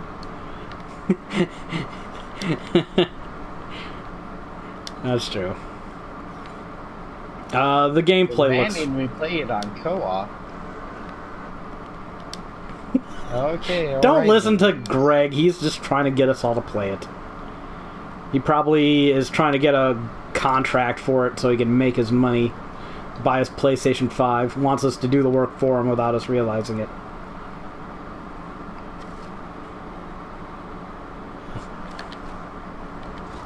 Oh, jeez. We'll see. We'll see. I've got reservations about the game, mostly based on how the gameplay looks. If it does, that's true. If it doesn't suck. I hope all these games don't suck because I'm a gamer and I want more stuff to play. I don't even know where you guys went. Other PlayStation 5 launch games include Astro's Playroom, Demon Souls, Destruction All-Stars, Marvel's Spider-Man Miles Morales, Sackboy: A Big Adventure, Assassin's Creed Valhalla, Cyberpunk 2077, Call of Duty Black Ops Cold War, Devil May Cry 5 Special Edition, Destiny 2 Beyond Light, Godfall, Fortnite, Observer System Redux, and Watch Dogs Legion.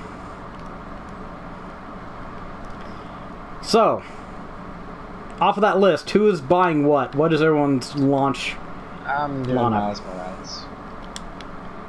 Are you gonna... And Demon Souls. Are you writing a guide for it, or are you just buying it?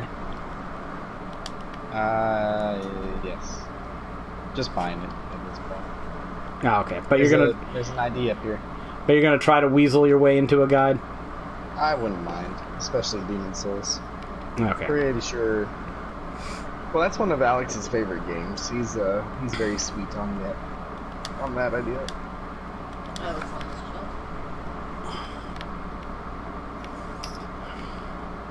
shelf. Yeah. I am probably just... I'm going to wait for them all to go down in price, because the big game in November for me is Cyberpunk. And there's no point in me buying any of these other games that I'm not going to be able to play right away. So... There's a big tank guide to the down here. I think I will just buy Cyberpunk and play it on the PlayStation 5 and enjoy whatever minor benefits that gets me, if any, and... Oops. Yeah. I think I've led you all astray if he's down in the staircase.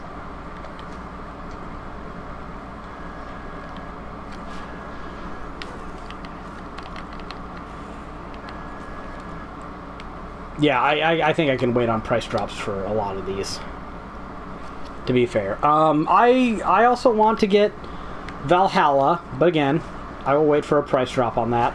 Hopefully I can get the gold edition for pretty cheap. That's been happening regularly with these Ubisoft games. I will probably buy Demon Souls. I never beat the original, but I made it fairly far. Why am I the only one facing a tank? Why does this keep happening to me? We were all trying to follow Greg because he was like, follow to get to the tank. Yeah, don't worry. Yeah, I'm right where we want.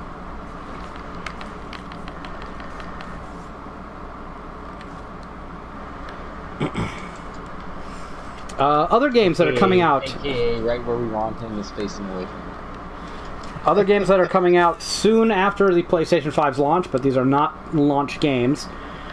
Origami 2, Bridge Constructor, The Walking Dead, Call of Duty Black Ops Cold War, Control Ultimate Edition, Dirt 5, Immortals Phoenix Rising, aka Gods and Monsters, its real name, Madden NFL 21, Marvel's Avengers, NBA 2K21, Oddworld Soulstorm, Outriders, Overcooked All You Can Eat, Planet Coaster Console Edition, Puyo Puyo Tetris 2, Rainbow Six Siege, Ratchet and Clank Rift Apart, Watch Dogs Legions, WRC 9, and of course, the game everybody wants to play the most, Bugsnax.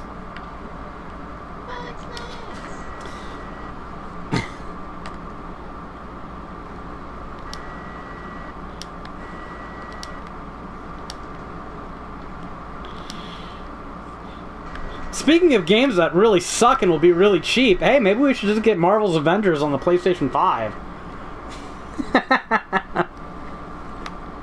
Oh, thug. There's a thug over here.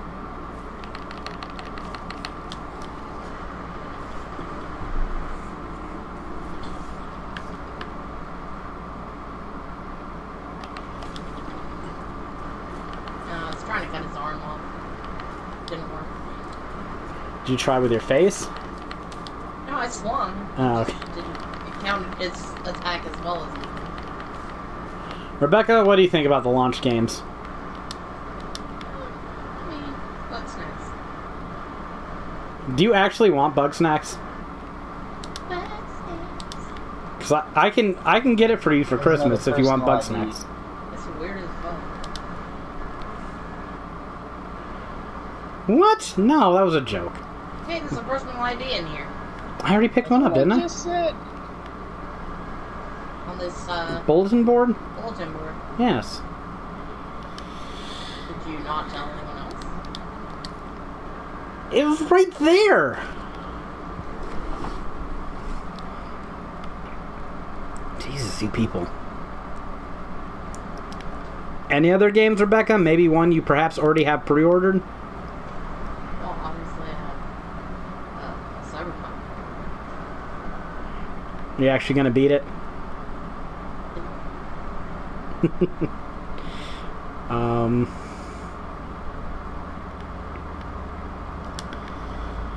Yeah, we're not supposed to be getting a enhancement port for it for a while.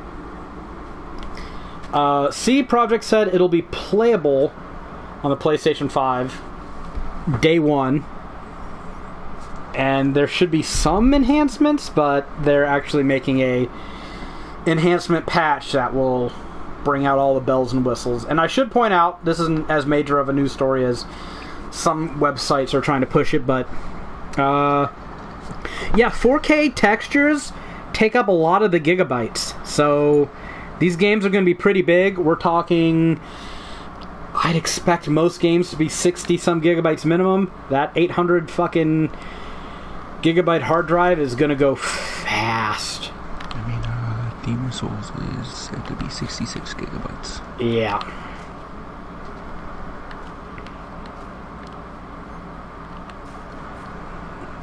Yeah. I don't know what I'm going to download first. I might try to get something like God of War and play that. I don't know.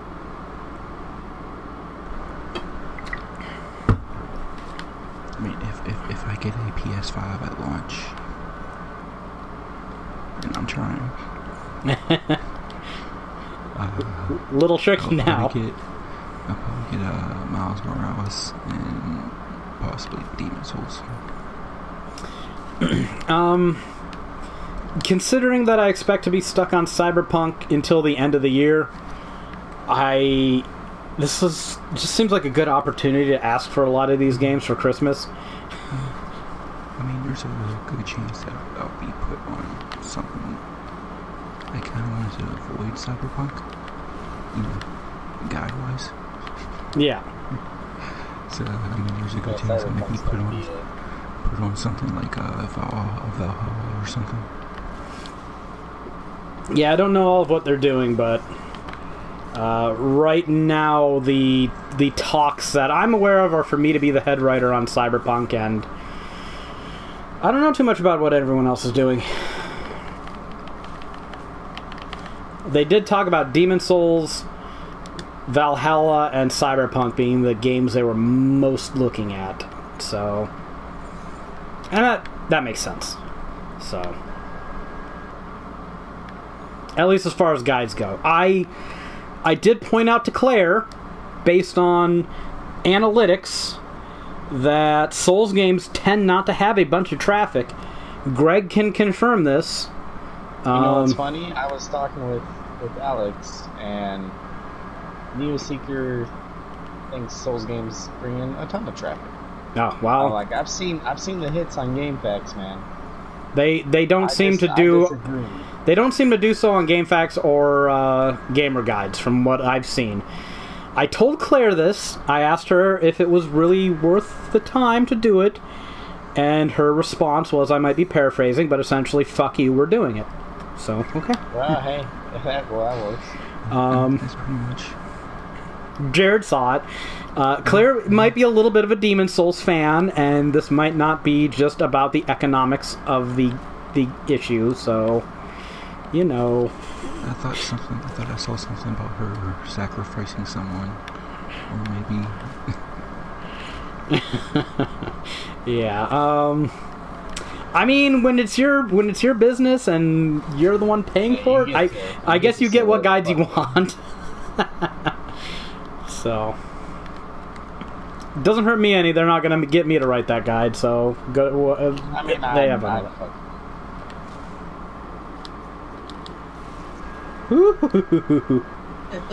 I just turned around the corner and saw all this fucking red mist. I was like, yeah. Kicked it right in its stupid exploder belly. So, I mean,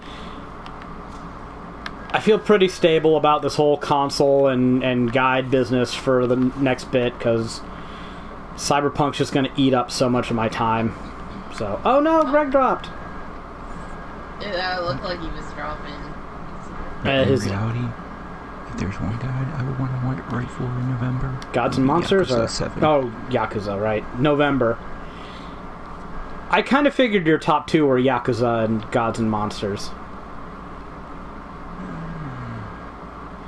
No? Would you rather do Valhalla, or do you just want to play Gods and Monsters?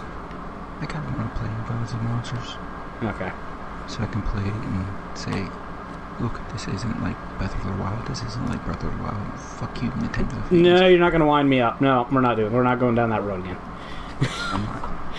Jesus. I'm sick of arguing with these people online over this. But, yeah. I'm on the final bits of Ghost of Tsushima. Open world guides suck. How dare you, sir? They can be. I want to write them differently than I have been. I feel like I've been overwriting them for a long time.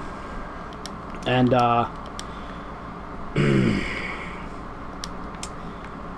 I kind of think I might try to take a more media-heavy approach instead of, like, trying to write up all these areas. If I can just condense a lot of this writing to, like, a map where I point out various open world things that really don't have a whole lot of substance, that might be faster and better for me, for the reader, for everyone. So, we'll see how things go. But I was kind of hoping to get to test that out with Kingdoms of Amalur, but I guess other things became more important, so working on Pathfinder again is going to be my fucking purgatory before my supposed reward of Cyberpunk. But I will do it. Because I must. I must be the breadwinner in this house.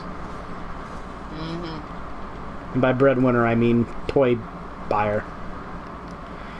Is there one of those spitter guys? Because if so, yeah. he needs to be lured out here, because we're not going to...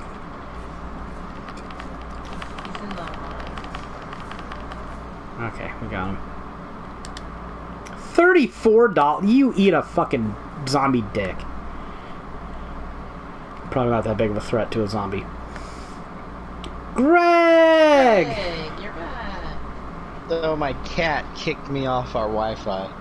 Your cat? Yeah, stupid fucking. Yeah. Cat's like, pet me. We don't have cats because we have to put down poison for our mice, and that would probably be a bad idea. Cats, they just kill the mice. You don't. I'm also very allergic. Wait, why are we receiving an invitation to your game? I don't know. Yeah. Hey guys, get the fuck over here. There's a thug.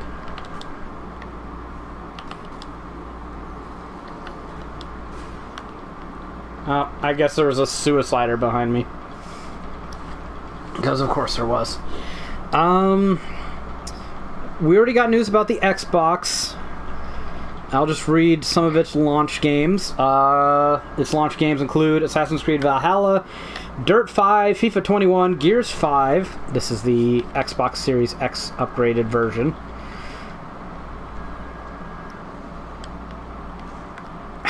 He did not hit me. I was past him. This fucking game is full of dicks. Oh, Greg's cat again. Whip cat. Put your router on the floor, Greg.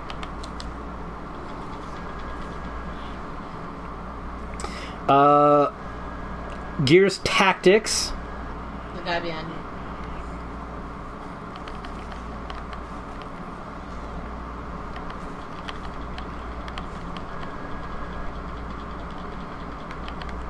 Starting to remember why I stopped playing this game.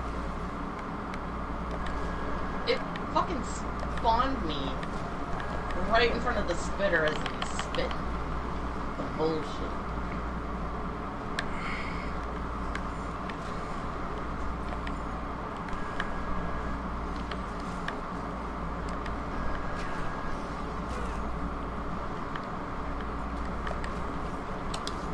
There's another thug?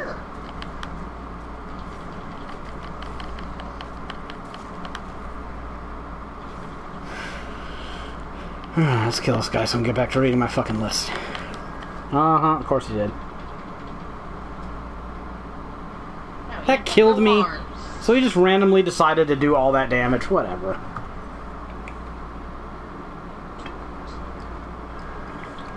Oh my god, this game sucks.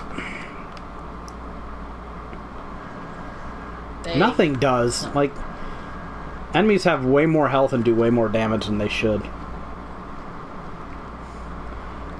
Greg, I'm not. I'm gonna blame it again.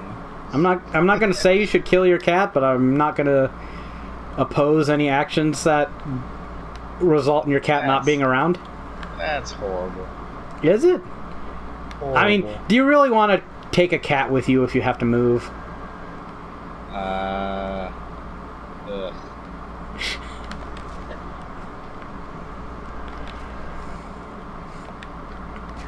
Okay, I'm gonna read this shit. XX launch games: Assassin's Creed Valhalla, Dirt 5, FIFA 21, Fortnite, Gears 5, Gears Tactics, Marvel's Avengers, NBA 2K21, Observer System Redux, Tetris Effect Connected, The Falconeer, Watch Dogs Legion, and Yakuza Like a Dragon. Why is this coming out for Xbox but not PlayStation 5? Or when does Yakuza come out on PlayStation 5? No date. Oh. Yeah.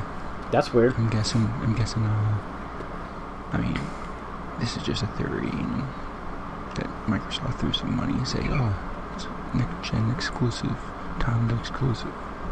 Well, we can wait. For a series that's been pretty much PlayStation only. Yeah, I'm sure there's a whole bunch of Xbox fans that have been waiting for a Yakuza game. Oh well. Yeah. Yeah. The seventh game that's just a spin-off. I don't think the seventh game's not a spin-off. Is it actually like the supposed to be the seventh game? No, it's a spin-off because it doesn't star the same guy.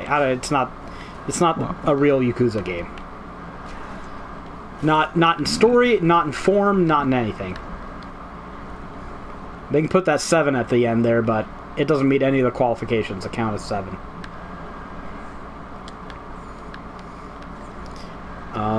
I mean, I hope Sega got paid well, because this game's probably not going to sell a whole ton on the XX, would be my guess, but...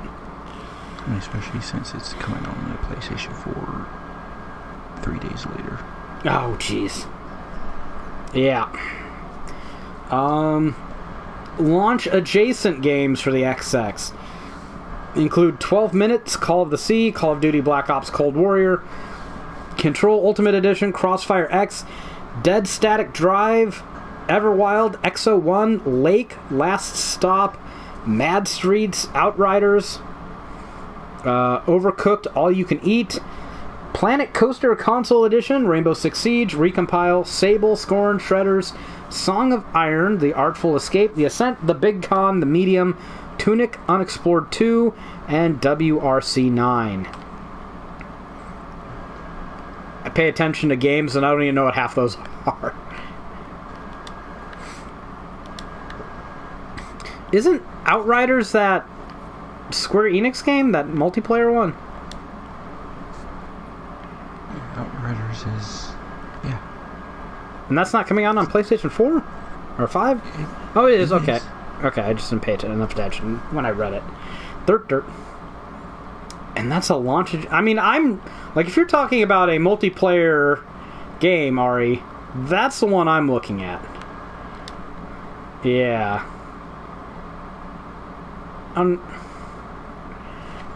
It's, I think, launch adjacent for both of them. So it should be within... one? I think it's one of the 3-player ones.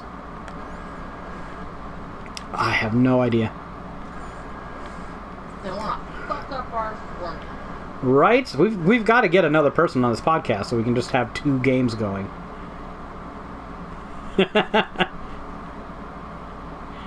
Just let them spit at me. I don't care. No, I want to get some hits in so I can get my experience.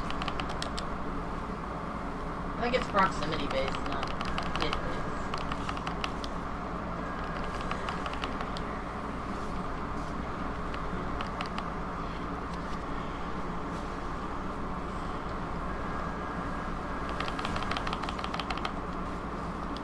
And now I'm getting attacked from behind. I don't know, those fat guys don't give that much experience. Not for how much trouble they're worth.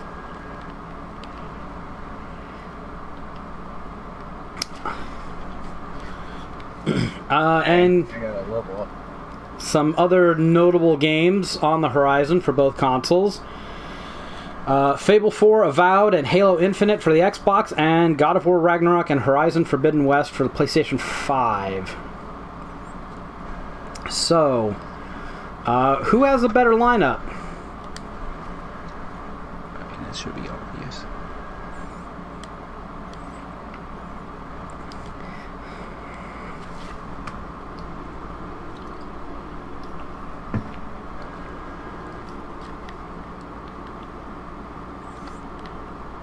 I'm pretty sure a lot of those are indies, but... Those are the only 2 games that would be interesting on the Xbox right now. Are not coming out probably for another 3 years. Yeah. I mean, both consoles are getting Assassin's Creed. Both consoles are getting... crap. Just brain farting all over the place today. Immortals. Gods and Monsters, you mean? Yeah. Yeah. Call by its wrong name. Yeah, I'm sorry. My mind slipped for a second. That's okay. I'll forgive you this once. They're getting the Ubisoft games. They're getting, They're both getting Outriders. yeah. Even though one's exclusive at launch, they're both going to get Yakuza 7. Yakuza, Cyberpunk, they're both getting that. Yeah. So that really leaves, like, what? Demon Souls, Gears Tactics, which is already out on PC. We've got promises of... well, we've got Spider-Man on PlayStation. We've got promises of a new God of War and a new Horizon on the future for PlayStation, but... But, let me just... Horizon is also coming out on PS4. yes, that's also last gen.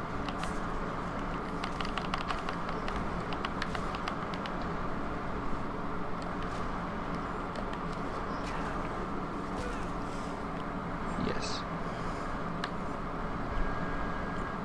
So I wonder how that works. If you don't own the game, but you have PS Plus and have a PlayStation 5, do you just get the PS4 version of that game? Or do they just give you the PS5 version? Or do you have to actually own the game to get the upgrade to the PS5 version? How does this work? I don't think anyone knows. I mean, there's no games right now that will have a PS5 version that is on PS Plus. And there's some sort of collectible here. And we're all still assuming, at least I am, that all the PS4 games on PS5 will be enhanced in some way, but at least to the PS4 Pro version. I do kind of expect that. We'll see. I'm sure there's a lot of people are hoping that Bloodborne gets a patch. I mean, it wasn't Pro enhanced though at any point, was it? So. No, it wasn't. But so where's this collectible at? I think a lot of people want a 60 FPS patch, and Okay, but I mean, there's no reason to expect that is coming. So you can want it until you're blue in the face. I would love for The Witcher 3 to get another trophy list on PS5. I don't think it will happen, but I wouldn't mind it at all. Greg, where's that collectible at you were talking about? Is there not a skull here you can pick up? Oh. Not that I saw. Maybe it's a quest item or something. So yeah, I mean, I think it's closer than a lot of you rabid clomping Sony ponies think. I mean, as far as I'm concerned, Demon's Souls just fucking wins this outright, but talking about a very pretty port of an old game, or a remake of an old game. Not that that's a bad thing, but, it's not exactly some fresh new IP or anything. Spider-Man, also is extra leverage that Xbox I don't think has any answer for, but it's the first light version of Spider-Man, so its utility is fairly limited in my opinion. But Xbox really just at launch has fucking nothing. So, what are we supposed to be doing?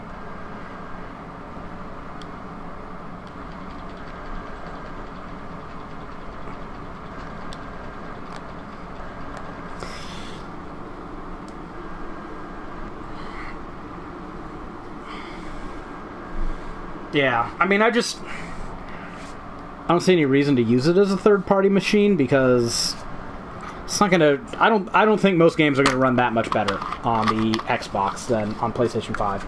And I should go out of my way, even though I'm buying a PlayStation 5 and not an XX.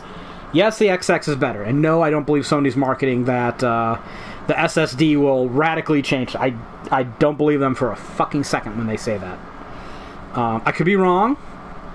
I just don't believe it. Nothing I've seen about SSDs, nothing I know about computers, nothing I know about lazy developers that don't want to design games around a specific piece of hardware if they can just focus on the lowest common denominator instead, leads me to believe that the SSD will be widely utilized for whatever they think it might be utilized for.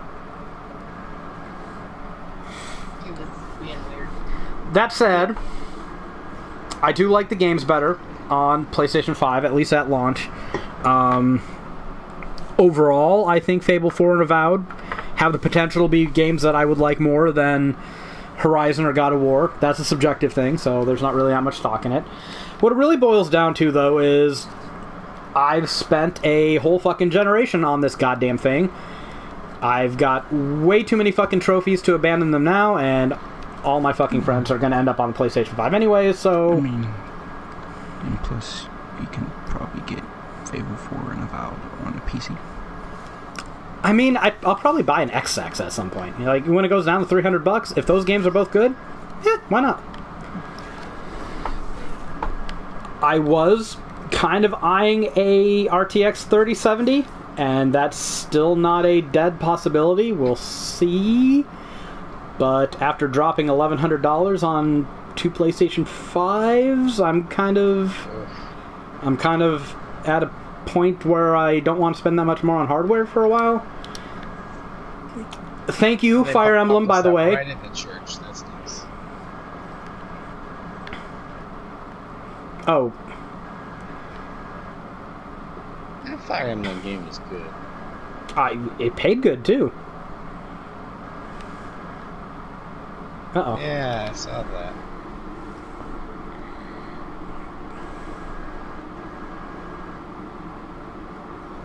You got any cats?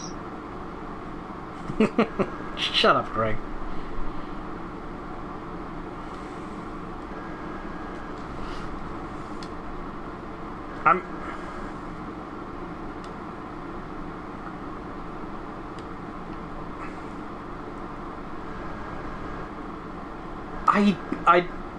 I know what you're saying. I don't think it'll be that way just because the architecture for both consoles is almost identical. I think we all got kicked from the game now.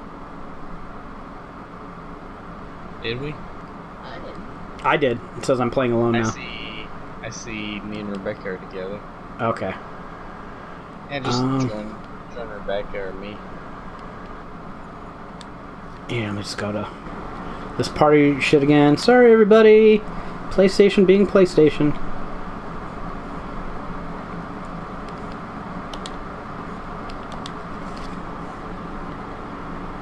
Can't join this game session now. Can't join this game session now. Okay, one of you two needs to send me an invite. No, I was able to join with Ari, I guess. I don't know what's going on.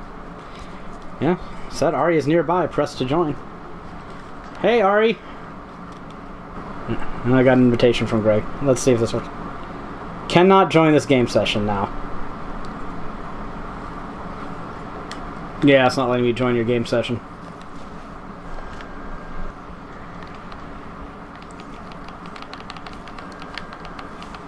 Wow, I wonder if it disconnected us at the end of some story shit.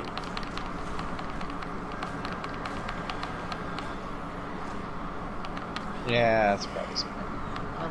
I'm gonna say some shit real quick. And it spawned me in a horde of zombies that I can't beat. And now it disconnected me from the game again. This is a good stream endorsement against ever buying Dead Island, by the way.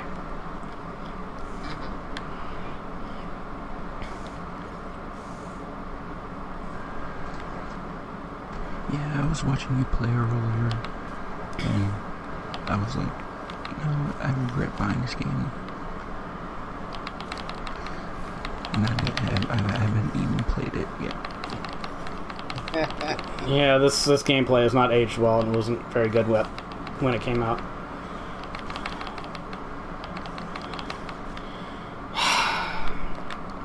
Why are these zombies unfucking killable all of a sudden? It's fucking ridiculous.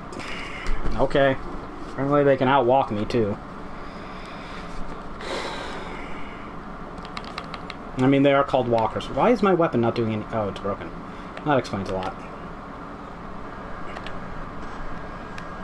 Shut up, you fucking stringy bitch. I feel like I have enough money I can buy a shit ton of medkits and start using them all the time for that one trophy for using medkits. Just FYI.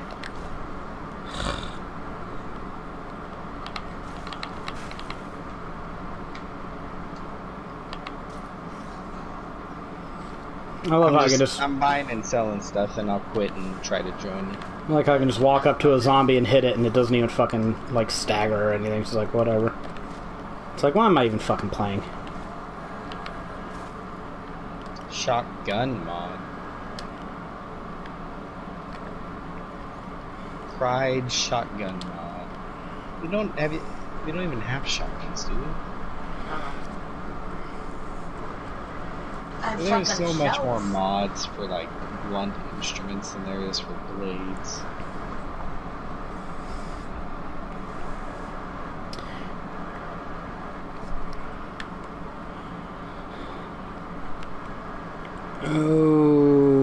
Okay. I just got I to got this shotgun section. shells too, but no shotgun. How do you send... There we go. Send invitations. Hooray. Oh. Not to you, Jared. You're playing something else. He's playing a much better game than this. Okay. I forgot how to access my inventory. I mean, I could be playing Mad Max and it would still be better.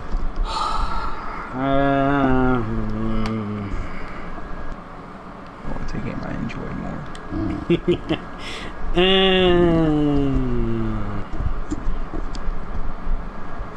Okay. It warned me that I would be repeating part of this story if I joined you, and that, I guess once you enter the church, it counts as whatever. Doesn't matter. You okay over there, Jared? I don't have a lot of room, so just moving shit around. Okay. Wait, this hammer does 300 Oh. Wait. Oh, this radial menu sucks. Alright, I see what it's telling me now. Is there a way I can actually just look at my fucking weapons? Always decent, was it not?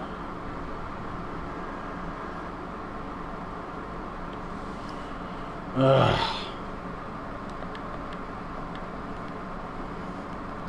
You should definitely play Ghost of Tsushima over Mad Max. I don't even think Jared would argue that one.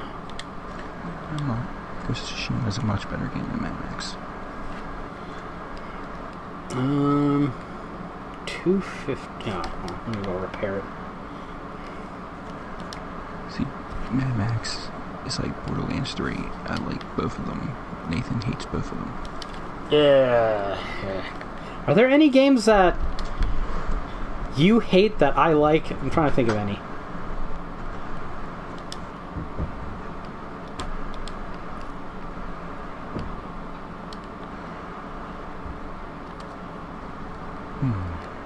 Can't remember. I can't recall any.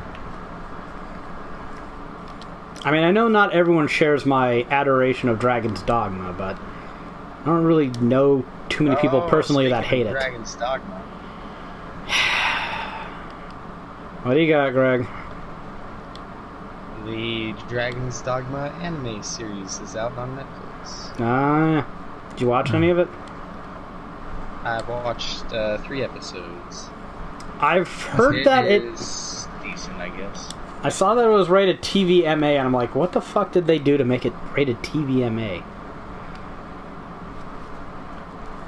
It's pretty gory. There's some tits. That's weird.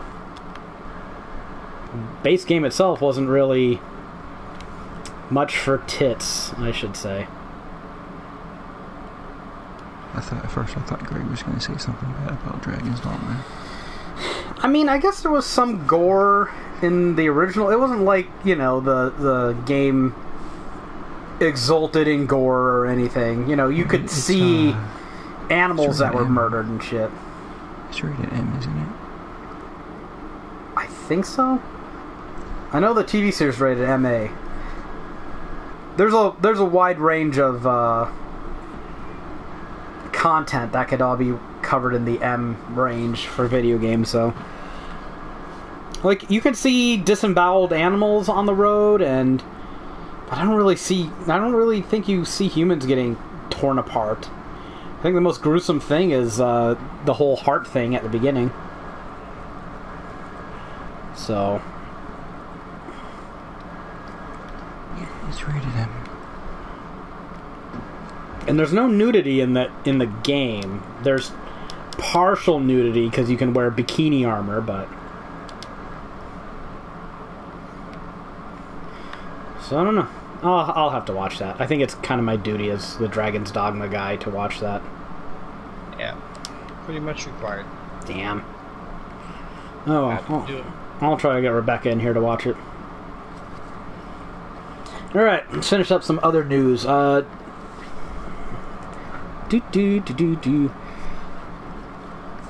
Limited Run Games will sell limited print physical editions of Bethesda Softworks' Doom 64, re-released for PlayStation 4 and Switch, the company announced. Pre-orders will open on September 25th at 7 o'clock a.m. Or you can buy the game on PSN right now for $2.50. Can you? Say that again? I like my physical games, but Not for there's fucking bet the limited run prices. There is okay. Fucking limited run. I need to dance around this before Ari fucking finds me and throws a fucking shoe at my head or something. I prefer physical games, but if every digital game was 1/20th the price of a physical game, I would not buy any physical games. Like, there's a limit. There's a limit where I don't feel... Not like... Yeah, I don't own it, but, you know, for $2.50, I think I'm comfortable with it. So... yeah, good point out, Jared. Doom 64 is, in fact, $2.50 on PS4 right now. The limited run version will be $25. Yeah, I don't... How can you justify that? No, you...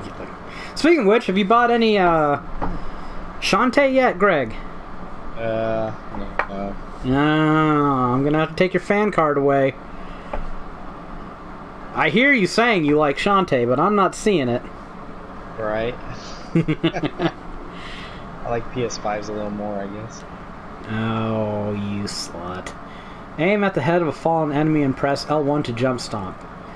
You can instantly knock out your enemies, hitting them with a special attack by pressing R2 and L2 simultaneously. Oh, I forgot you could do that. Okay. We have a lot longer. Yeah? It also looks like Limited Run is doing a physical version of Zero Ring. The hell is that? All your base art belong to us.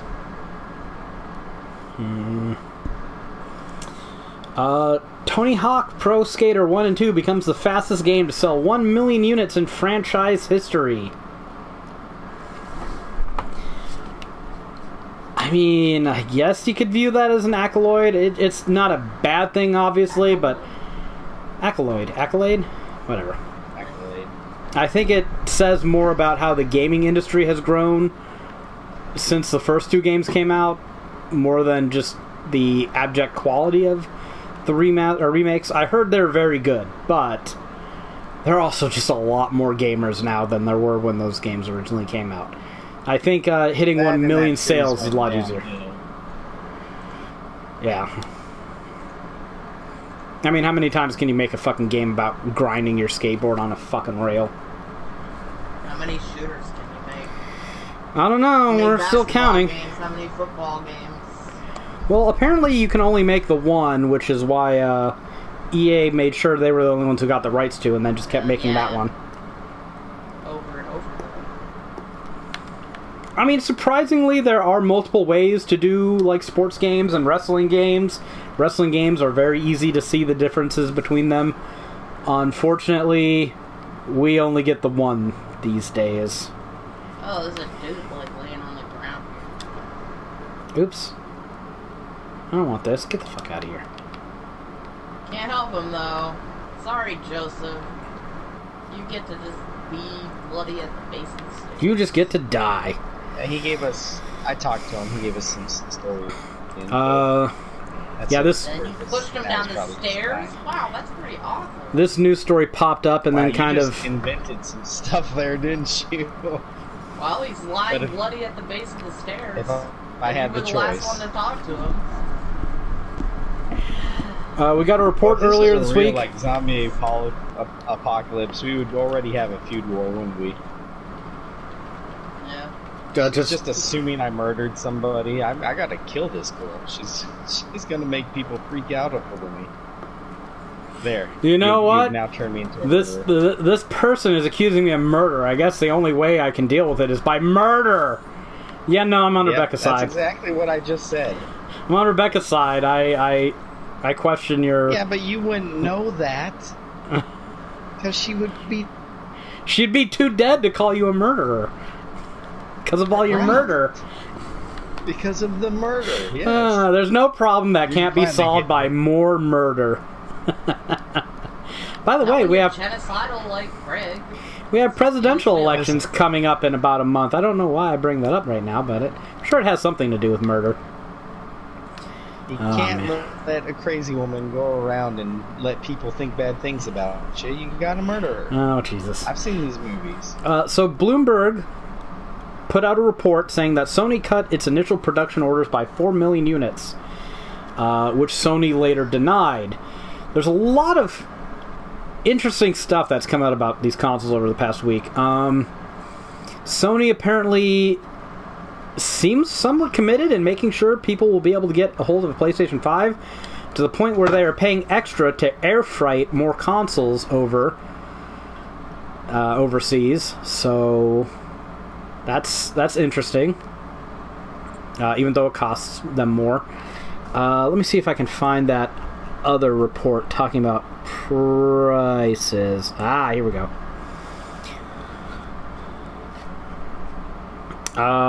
Microsoft recently announced the price of the Xbox Series S and Xbox Series X. They came in lower than some might have imagined. This is from GameSpot.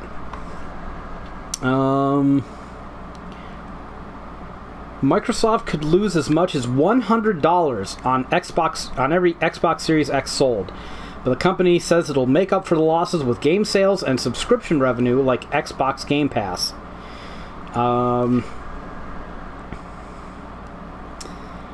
So the interesting story that's coming out, Kotaku did some calculations and reported that the Series X is less expensive than the launch prices for the Xbox. If you adjust for inflation, the Xbox 360 is $529, and the Xbox One $555. But here's the thing: when they say shit like that, adjusted for inflation, I grow more and more angry when people keep using this as a fucking. Well, yeah, the prices went up, but when adjusted for inflation, yeah. Well, you know what hasn't been adjusted for inflation? Our fucking wages. So, but the real news to take away from that is the XX is apparently a $600 console being sold at $500 and hoping Game Pass will make up the difference. And there's a lot of chicanery that goes into it, but if you do that 2-year subscription plan for the XX, Microsoft actually does make a profit out of that. A pretty tidy one. The other Xbox, which shall not be named, presumably makes a considerable profit at $300, and even more if you are overpaying for the 2-year subscription plan, which I know is a very tempting $25 a month. The PlayStation 5 Disc Edition seems to be selling for around cost. Can we just call it the Xbox GIMP Edition? We do need to come up with a good name for it. I already said I wasn't. That was the fuck? The what? No. That's the discless version of the PlayStation 5. Fucks usually are described as being discless. Oh boy. So these consoles are being sold at pretty good margins for the consumer.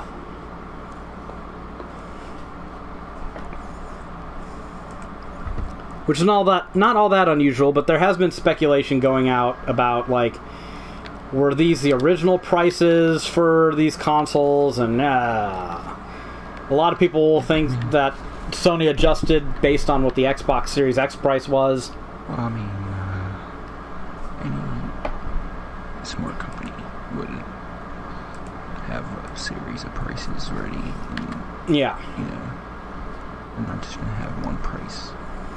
Yeah, like I told Jared, did PlayStation or Sony change its prices for the PlayStation 5 based on what the XX was? And my answer to that was essentially it's complicated. If the Xbox Series X cost $600, would the PlayStation 5 cost more than $500? Very likely. But I don't think like they had a plan for a set price that they had to scramble to change after seeing the XX's price. I think they knew how much production cost and what demand would likely be and how much stock they would have and what they needed to charge for it, and had a whole bunch of range. And obviously, the more they can get for hardware, the better off for them. I don't think they panicked and changed the prices, but you've got to work around your competition, and I think we've all seen what happens when you refuse to do that and instead try to, fucking tell players, no, don't look at the actual numbers. There's just think of the value. Remember when Xbox One, they were trying to sell us based on its value? Yeah, value is subjective, and people can usually determine value by looking at the numbers attached to said value. So, I think Microsoft is trying to undercut Sony by selling... Personal ID back here. I don't know which number you are. You must be green. By trying to sell the objectively superior, hardware-wise, XX at a steep discount. Me? No, I'm just running around.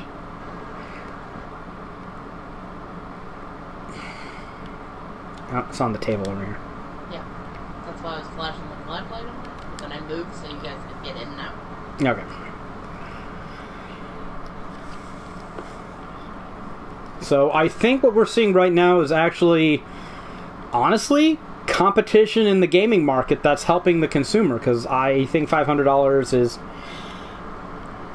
frankly, a great price for the XX and a acceptable price for the PlayStation 5. And I don't know if we would have gotten these prices if the other console didn't exist. I'm pretty sure we would not have, in fact.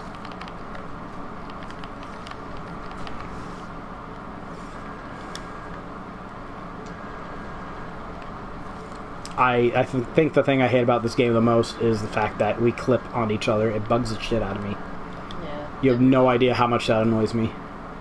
Like, on a scale of 1 to 10, it's about a 9. It's fucking annoying. We just don't I don't know. about every 2 seconds. I am the voice of the fucking podcast. I am expressing all your pain. You're welcome. Yeah. You're welcome.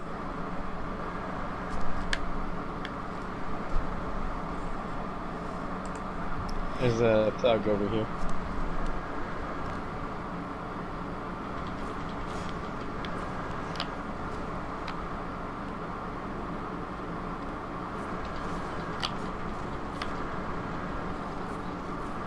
Guess I can't push it down.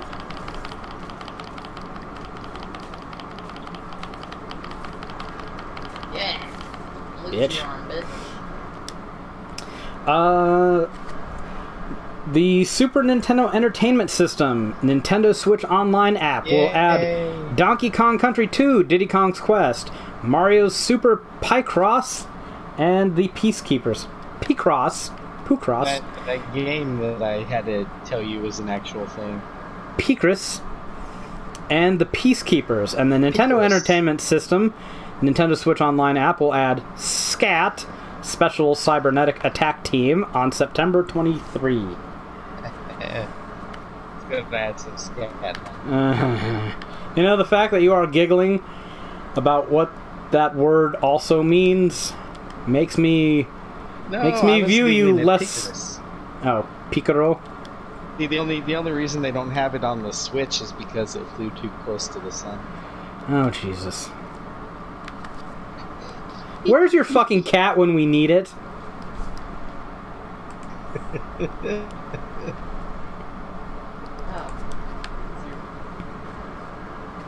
And your friends are too afraid to be on this podcast. That line was fucking gold. All around. These interactions, that's why we're up to 100 followers after 4 years. Yep, that's What it. if they play scat music in the scat game? Oh, God. Where's the scat? No. Yeah.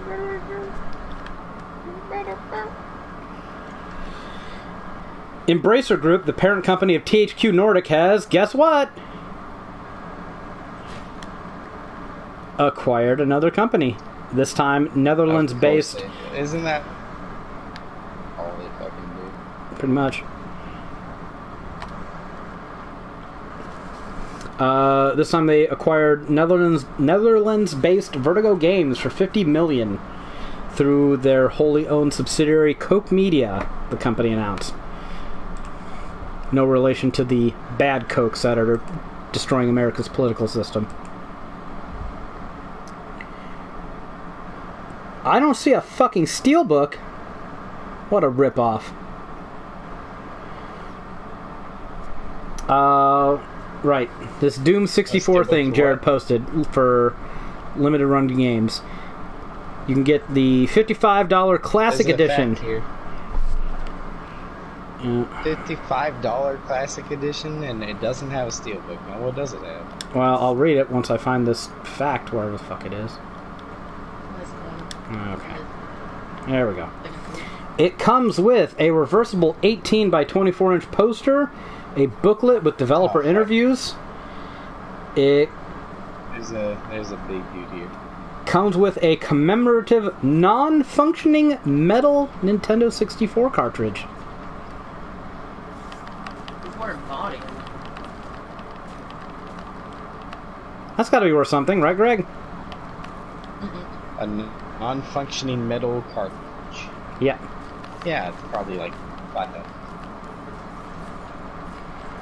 I'll give you $3.50. There was somebody on that RP Gamer podcast that didn't like steelbooks. I was aghast. How do you not like steelbooks? I don't know. I don't know what the fuck. He didn't like them because he says they're bad at holding games. My steelbooks hold my discs pretty fine, but you know what? They hold them too tightly.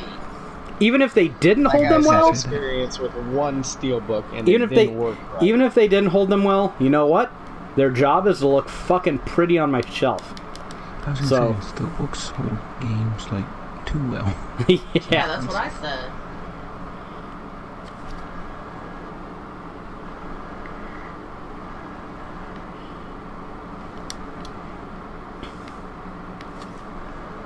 Okay, so we're unanimous here. Hey, there's a ID card in here, guys.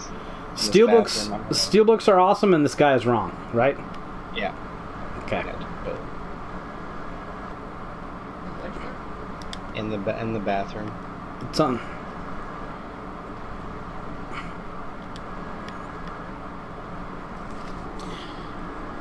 I don't know how many PlayStation 4 boxes.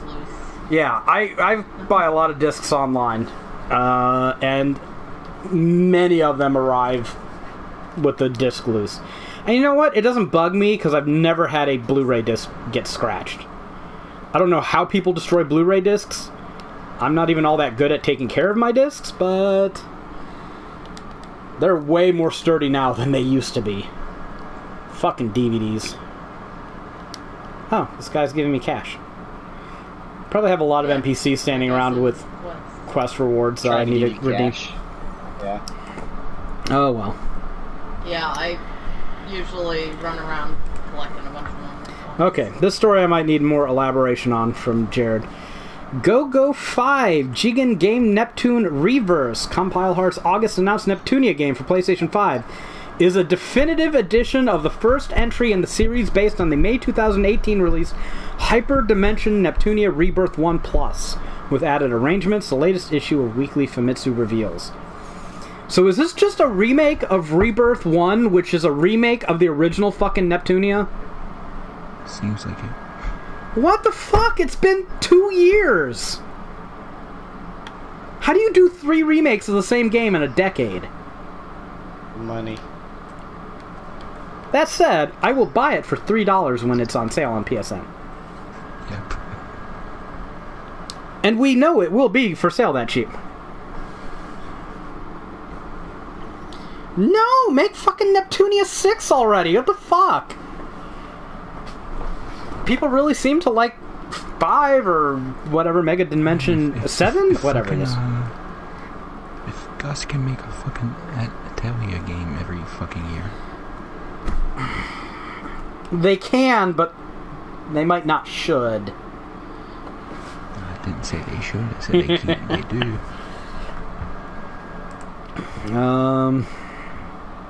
Okay. I just wanted to confirm that was the case.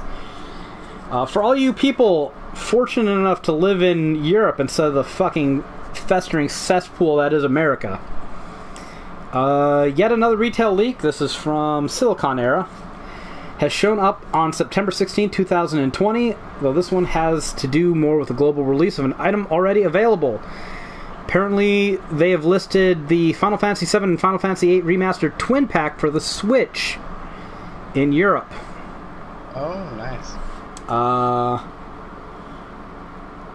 I mean, could already buy that game on PlayAsia and Amazon, but I guess if you needed another venue for it. So what are we doing? Are we why are we just standing around? Yeah. We're fucking around, Greg. Greg, get to the questing. Alright, let's see what we got. Greg. Yeah, I was talking like a Fable character for a second there. Find your way through the sewers to the police station. Okay.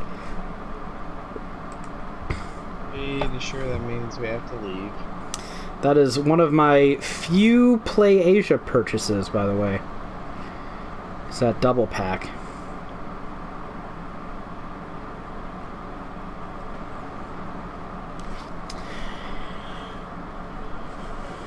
Yeah, I mean, yes, can't talk shit about that. Oh, Greg! You know what game they talked about on that RP Gamer podcast? That Moral Crystal game for Switch. Oh. Yeah, that fucking titty dungeon crawler where you tame and molest monster girls. The wife of the guy who owns the site played that game, and she gave it pretty... She endorsed it. I didn't expect that going to this podcast, but she really liked it. She said it had really deep game mechanics. If you can get over... No. The new one? Mm-hmm. Isn't the new one the one my friend was saying I should get? No. Moral Chronicle is the remake, or not remake, the updated version of the Vita game that came out a while back. I cannot walk forward. I don't know why.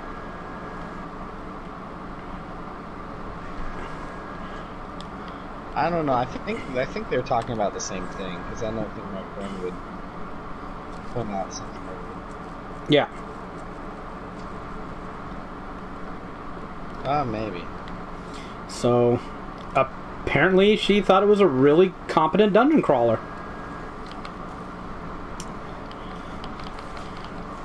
So, for what that's worth. I did not expect that to come up as a topic, though. I found it funny, because we were talking about it earlier, and now we're talking about it on this podcast. I was like, okay. And I feel like you have a little more clout with those games if you're a chick and you talk about it. Like, if you're a guy, it's just like, okay. Yeah. What? Chicks can't molest Yeah, them? you just like the boobies. Yeah, you're right. I know I'm right. You're right on that one. I think it's cute how my friend's wife pretends to not care about titty games. Oh, man. That she likes boobs. She says that. I'm not so sure. Well, get her drunk and watch her near me. See? Oh. See, I try to stay away from you guys when you're drunk. Wow. Because drunk people are fucking annoying. I had to tell her more than once, don't touch my boobs. Oh, you tell everybody See? that. No, because... You tell everybody that. If you don't want your boobs to be touched, you shouldn't have so much of them. Mm-hmm. No, they listen to music really loud and fucking Sing, yeah. charitably, you can call that singing. I don't know. I always suspected her enthusiasm for his anime titty games was less than genuine. She will giggle about boobs when he's nowhere nearby. Okay, maybe I misread that then. There's another fat. Are you near a ladder? Yeah, I got stuck up there too. Are we just going through these sewers to get somewhere? Yeah. Okay, maybe just hang around there, and then when we exit area, it'll give you a prompt.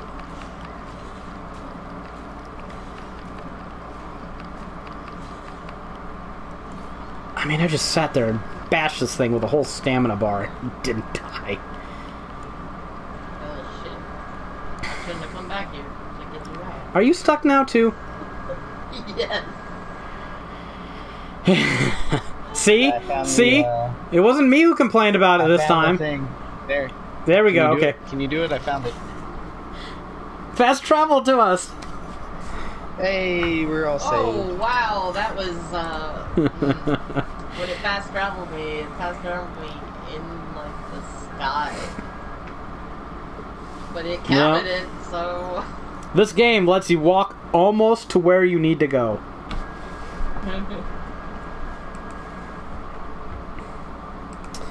We already covered all these PlayStation games, all this PlayStation Plus collection. Godfall launches November 12th. It'll be a launch game. Are you buying it at launch, Hari?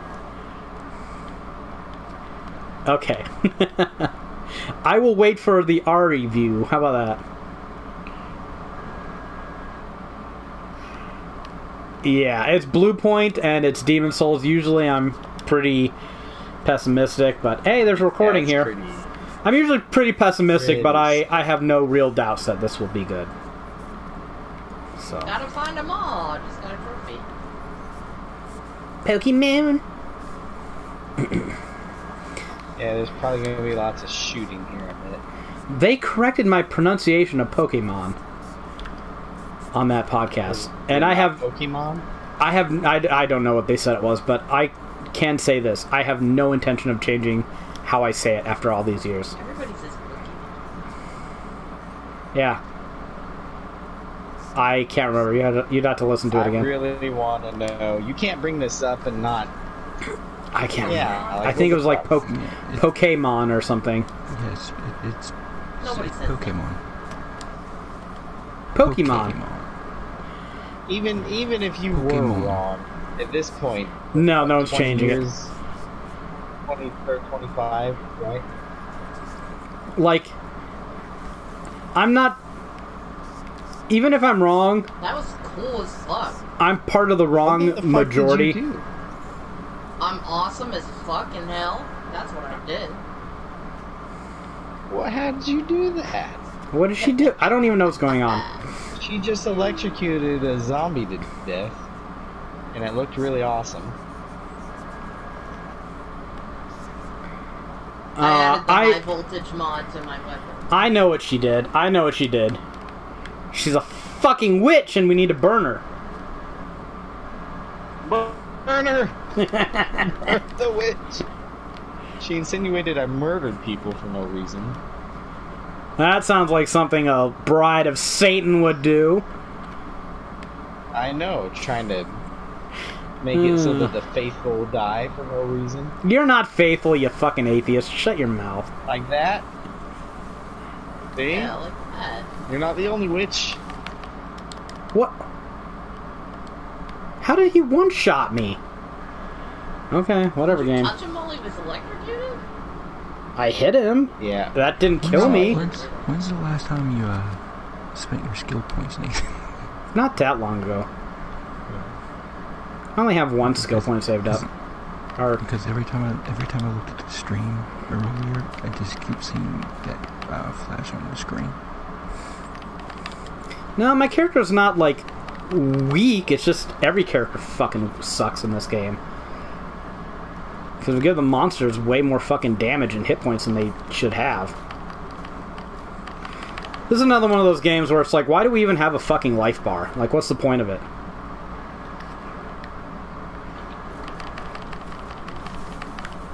They kill you in 3 hits anyways. Just fucking... Might as well go to the Zelda heart system at this point. There's a mod on that table.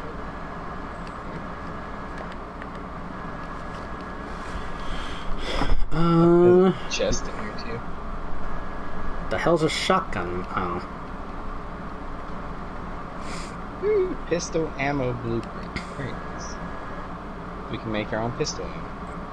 So the right around now is when the firearm person probably is getting good. Make your own ammo. A gajillion pistols to pick from. You know, this game hasn't given me a halfway decent blunt weapon in a long time. I've been using bladed weapons. I should have played the Asian shit. Like, I'm just seeing all these bladed weapons that outdamage everything unupgraded than every blunt weapon I have, and I'm just like, what the fuck are you doing, game? Alright, it's being like every fucking game with RNG and fucking me. Piece of shit. Did it take you out for dinner first? No! No, it didn't. No? Just fucking picked me up on the side of the road and fucking took me to a dark alley and fucked me. I bet you'd appreciate it if it Didn't took even you out first. use any fucking lube or anything. Just bent me over and fucked me all fucking night. This fucking game. PlayStation 5 is supposed to be backwards compatible with 99% of the PlayStation 4 library. So what's the Yeah, I'm wondering what games aren't compatible and why are these what's weird about these games that make them incompatible? Life of Black Tiber is not compatible. No, they got that game working. Actually, no, that's not fair. They didn't even get it fucking working right on PlayStation 4. Rebecca's game of the year. Pistol. Like, how is that thing stronger than the pistols we got from the supermarket? You shut your whore mouth. I will not shut the fuck up. What happened? This guy wants to be let out of prison. Well, maybe... Yeah, I mean, I So just he probably opened this wants up for somebody named Bill.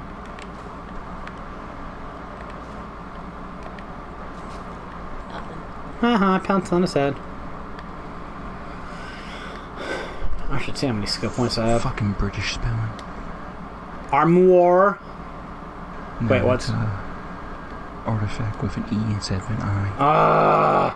Magic with a CK. Ooh, those And motherfuckers. there's a fact in here. I don't want to trade with you. Get out of the damn way.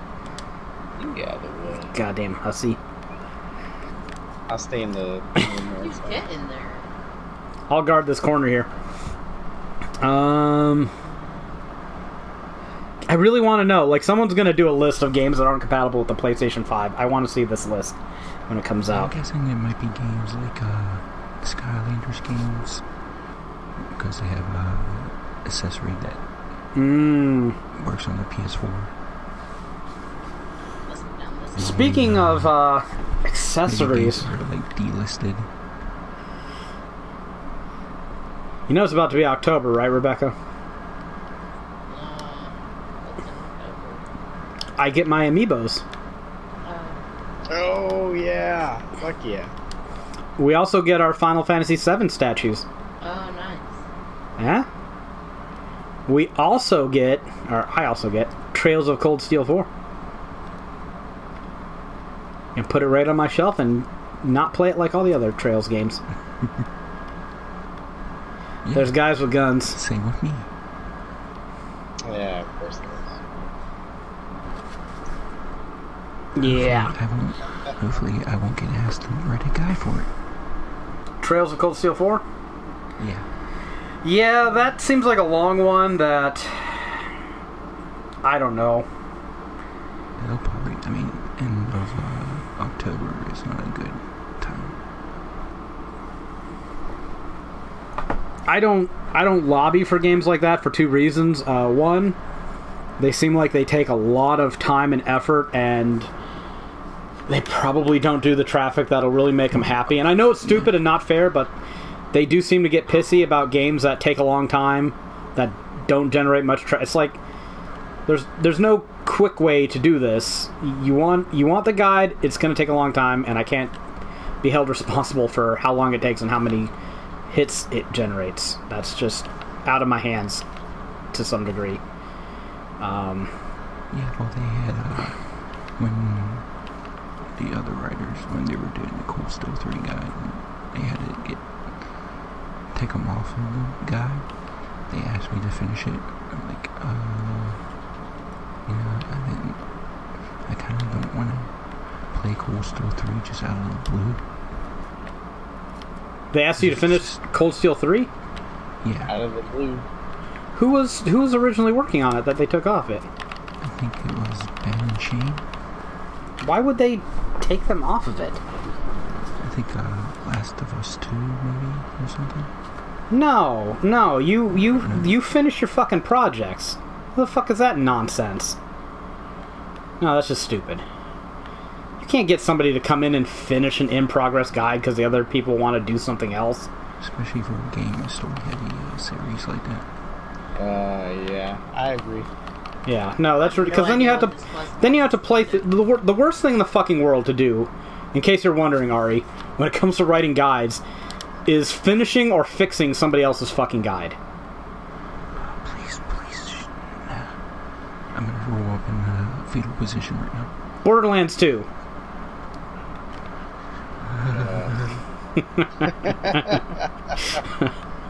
That's I don't even like fixing my old guides. Oh, there's a personal ID here.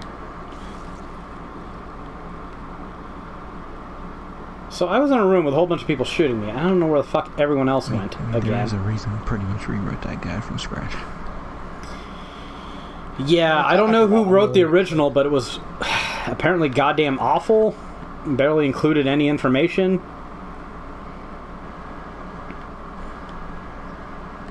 I don't know, Greg's all the way somewhere off and Tweedledee-dum and Tweedledee-dee. I'm standing by it. We're trying to free somebody from jail. Where all the guys who were shooting me were at.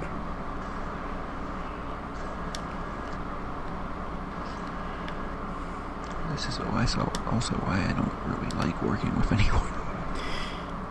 Yeah, I mean, they had me work with a new guy way back in the day on Deus Ex, and I was showing him the ropes and teaching him how to do shit, and then he just disappeared. And it's like, okay, that was a waste of my fucking time. I mean, you see some of their writing, you're like, oh, they could have elaborated a little bit more on this. Yeah. No, I'm very bad at nitpicking shit. Which is why I need people, if they're going to write a guide with me, who can write entire sections so that I don't ever have to look at them. And I'm not being a shithead. If I have to read my own stuff, I end up rewriting half of it too. I'm just not happy with anything. Everything looks better after it's been edited and formatted once again. So, kind of why I don't mind working with Ben, because Ben knows the entire fucking system. Whatever his other, faults and flaws may be, I don't have to worry about if he's going to do shit right. And if he doesn't, that's on him. I'll say, I didn't fucking write it. But I hate it when I have to... There's a fact in here. I hate it when other authors slow me down or do shit in ways that I have to go and fix later. That...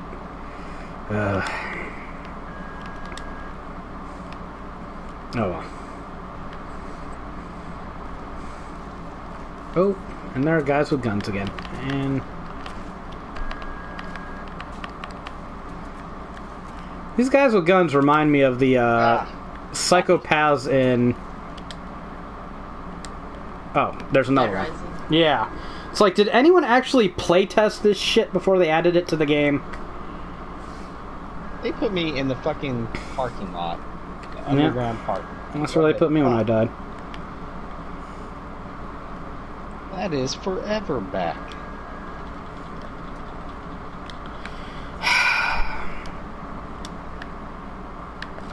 Why is triangle the button to fucking drop weapons? Makes no goddamn sense.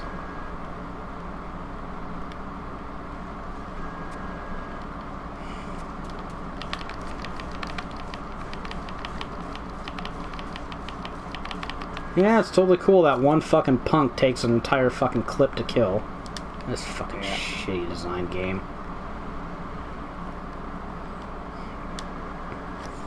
And that every fucking punk can just, like, take away 3/4 of your life bar in a second.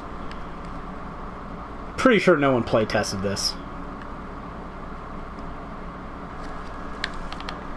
Oh, nice. You can lean around corner. I wish my character knew how to do that. It seems like that'd be really useful in a gunfight.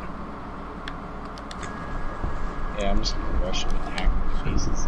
Also this week, it was announced that the Nintendo 3DS is the production is ending in Japan. Oh, yeah, I heard that. It is the end of an era for the 3DS. Yeah.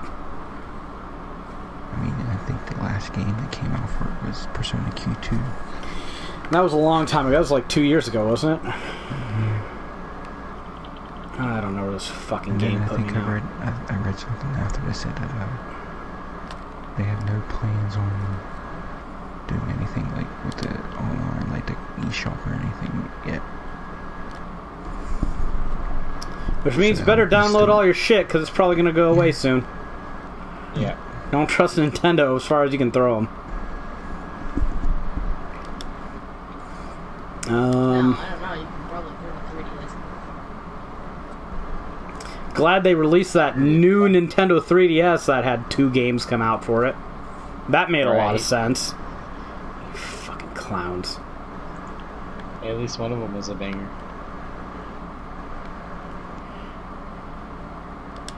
At least one of them was Dragon Quest VIII. Like, really, are we fighting through a whole fucking building full of these guys with fucking gun controls this bad? Is this what's going on here? As far as I know. Jesus.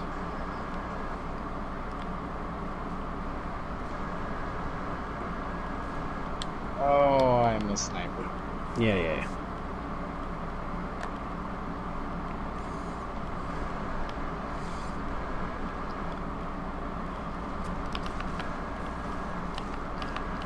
Are these the worst gun controls in gaming?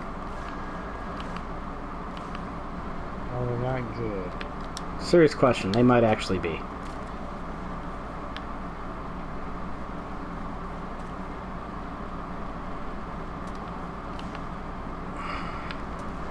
At least the enemy struggles with them too, but they have infinite ammo, so...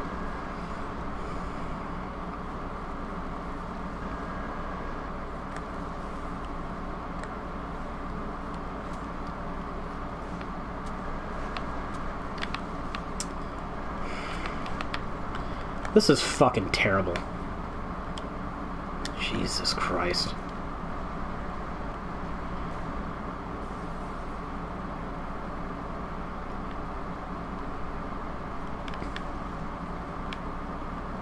That's the only way to advance, really? Oh my god, I hate this game so much.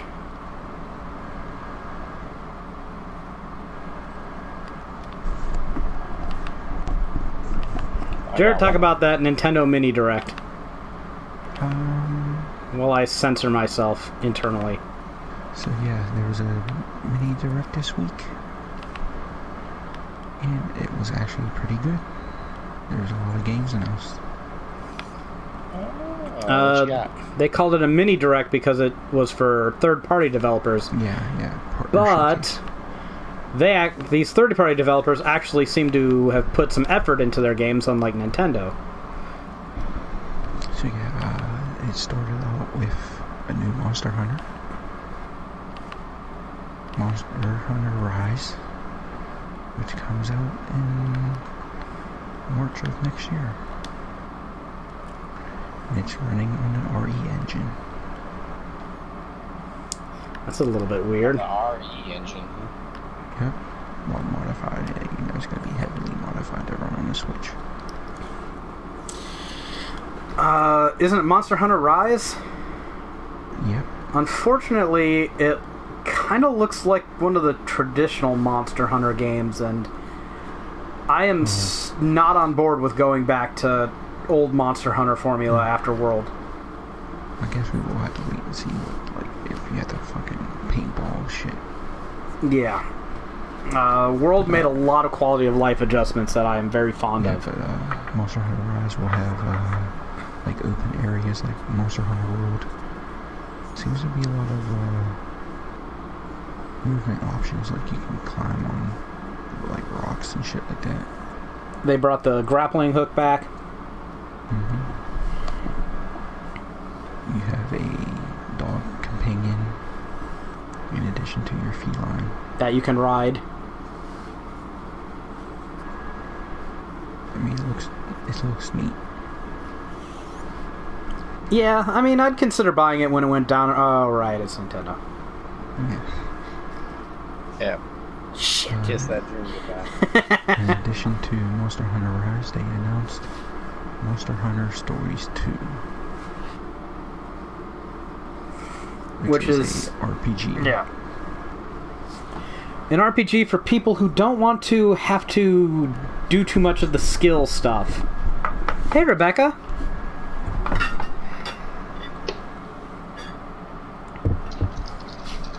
No? Not gonna bite? I think that comes out in summer of 2021.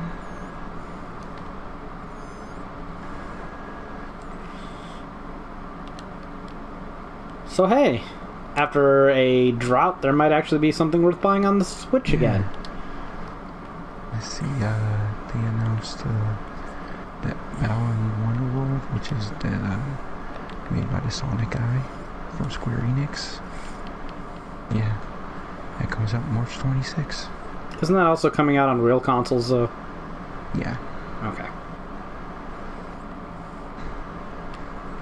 Just gonna let me get away with that?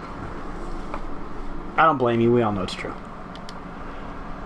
And if you want another reason to not get an Xbox, Ori and the Will of the Wisps is now available on the Switch. I think it's funny, the dynamic that's forming around these consoles. Like, these developers are like, okay, Xbox, we will allow you to pay us all of the money, and we will not come out on the Sony system. But we are fucking launching on the Switch, and there's nothing you can do to change that, because there's too much money there. Like, that seems to be what all the indies are doing. I sort of a developer said, oh yeah, we can't make this run on the Switch. Or something like that. Who knows? Okay. CD Projekt made The Witcher run on the Switch. No one has an excuse. I bought the first one on the Switch when it was on sale for like $10. Did this bitch just give me a purple fucking machete? Let's see. There was... Sounds like you wanted to give me a machete. I mean, it's not great, but it's better than anything I have. Here goes something Greg would like. Yeah, let's hear it. Rune Factory 5. Launches in spring 2021 in Japan and 2021 in the West.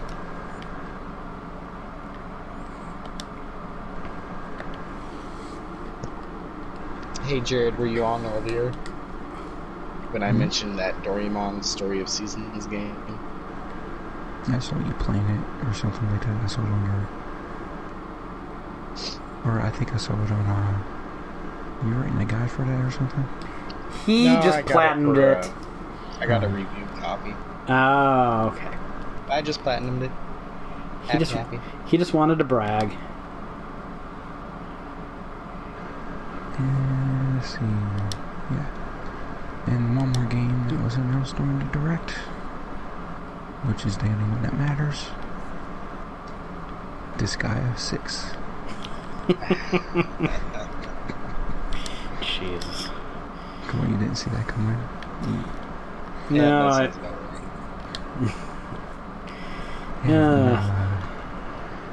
and this one's a little weird because it's coming out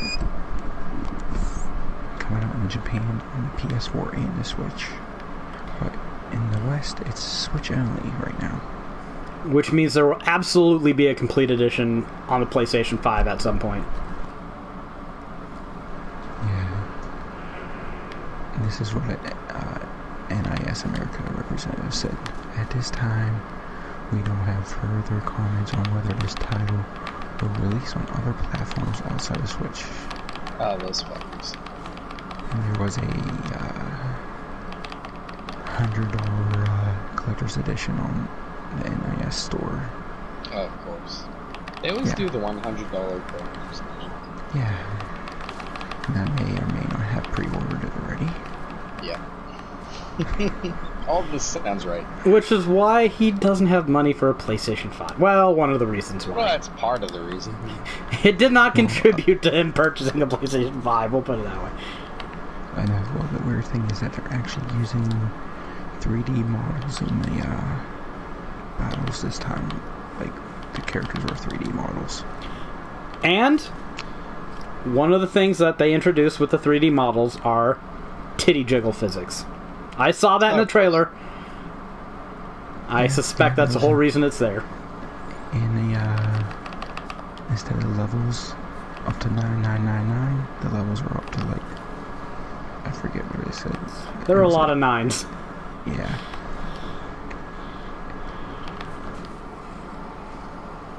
Yeah, it's coming out in the West in summer 2021. So, good time for that game, because I don't think there's going to be anything else to do at that time, so.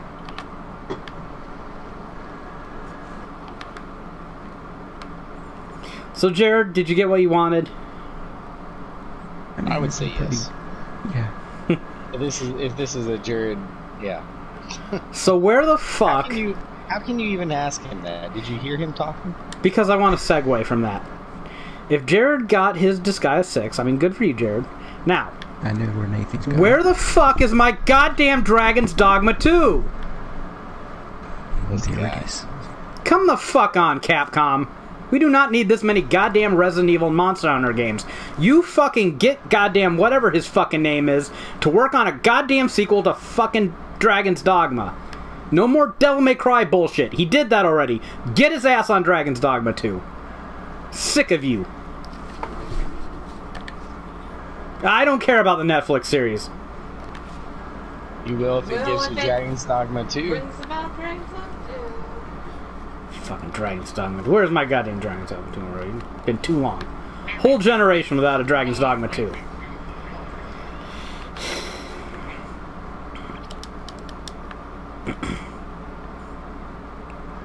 Yeah, needed to be done. They added 4 extra 9s to the max level in Disgaea 6. Fuck off. What's even the point of having that many levels? Yeah, that's kind of why I never got into Disgaea right there, and that was before the extra 9s.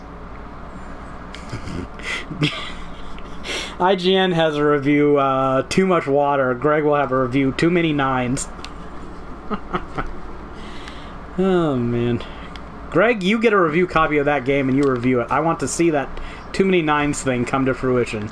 Now Greg's tagline will be 9999, but the German 9.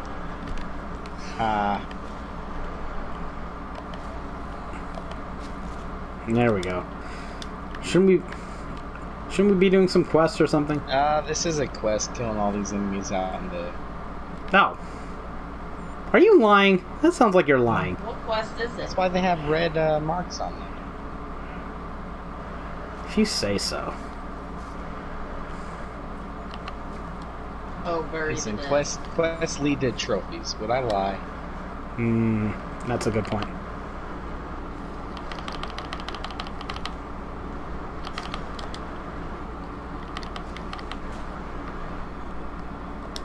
I think I punched his arm off. We ganged up on him and fucked his world. Yeah. So, despite it being called a mini direct, I gotta say, it was a damn sight better than their fucking legitimate direct. Gives a fuck about Mario fucking All-Stars, which, by the way, came in. Yeah, I haven't played it yet, but I've heard bad things about Mario 64, good things about the other two.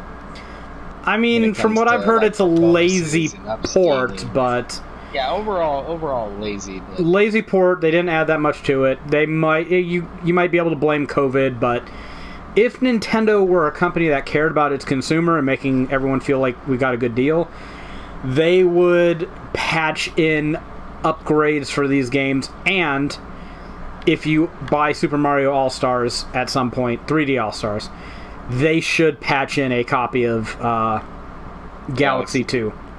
Yes. You know where I'm going. Hey! She gave me a yellow fucking bludgeoning weapon. A yellow fucking bludgeoning thing. You want mine?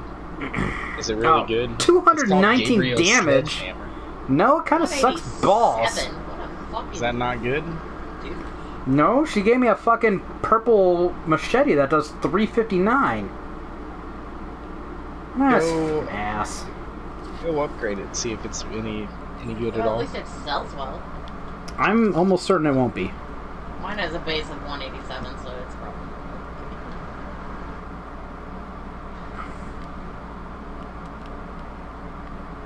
195, yeah. We should probably do some of these side quests. I agree. Pick some side quests, we'll do them.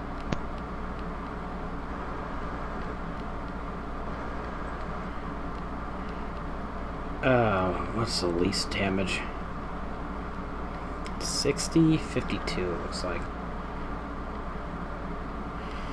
I mean, I guess the sledgehammer has a lot of force, but... Oh, its DPS is low because it just... Do you have another indicator other than just pure DPS? Can you show me actual damage? So I'm not getting fucking angry at all these shit weapons you're giving me. No. Maybe its DPS is low just because its attack rate is low.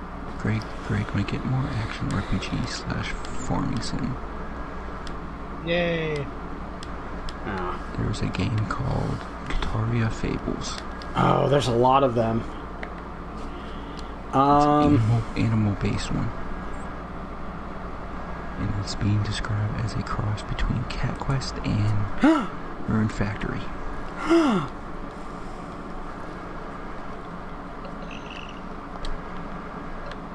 Well, that does sound like a combination. I gotta play Crystal Chronicles some more to add pictures. Wait, how are you going to add pictures? Screenshot them. But how are you going to get someone to do that for you? I just figured out a way. I send them to Twitter, and I can pull them off Twitter. Ah. Don't you have a USB drive?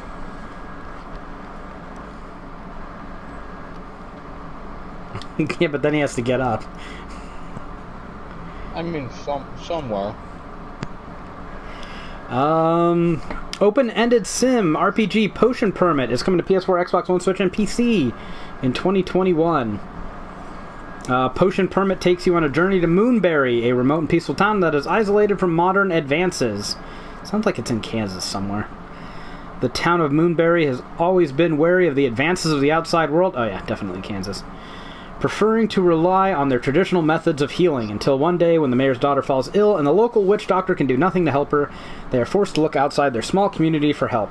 The medical association needs to send one of their most accomplished chemists, you, to help cure the mayor's daughter, but also to convince the residents of Moonberry of the wonders of modern alchemy.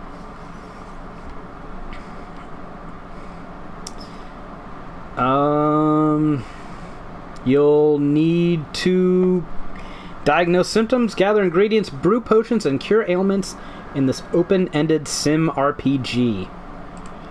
Oh, that sounds cute. Wasn't there a game about making potions where you, like, you ran a potion shop and then you had to, like, haggle and sell stuff to people?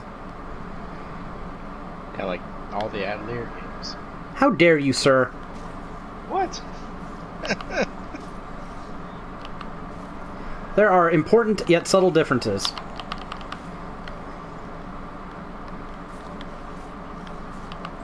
Like, don't you make more than just potions in Atelier? Yeah. It really depends. There's so many different freaking... Does somebody have a quest active? Should I pick one? Let's just go by skulls. Godless entities? Let's do that. Clearly undead in front of the pump station. That seems simple enough.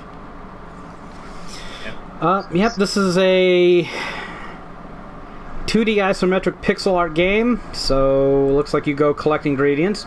Rebecca. We need another Minecraft is what we need, so I can like work on objectives and everybody and like somebody can build. Wait, where's the quest marker at? Oh, there it is. It's just not showing up on the game screen for whatever reason. Oh, why are there skulls? Doesn't that mean human enemies? I guess. Just means targets. Oh. Cat on the roof help the man. I don't know where the fuck he is.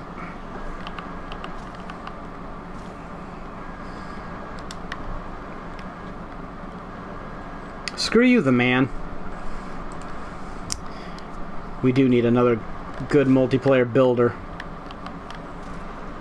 Feels like it's been too long since we've had one. You know, the good thing about the sledgehammer is it knocks shit down.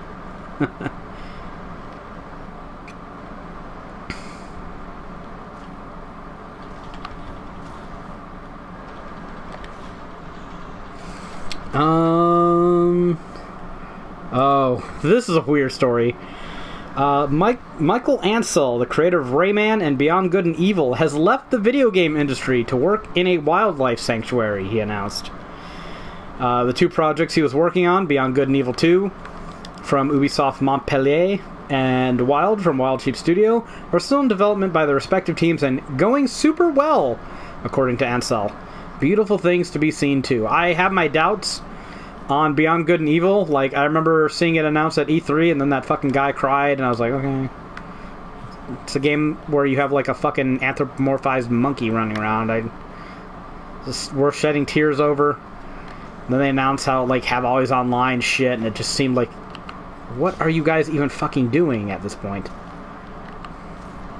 But we'll see. We haven't heard anything about it since, so who knows what they've done since then.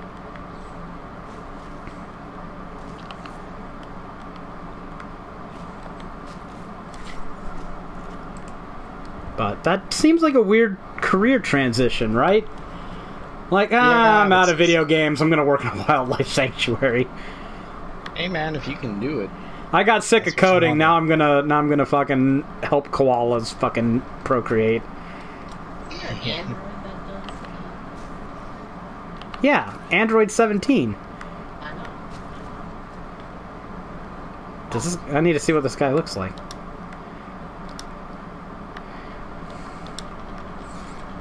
That's a weird character progression. Like, yeah, I'm some fucking vapid, sociopathic, homicidal teenager that's just going on a murder joy spree. Oh, well, no, never mind. I've decided, fuck it, I care about the animals.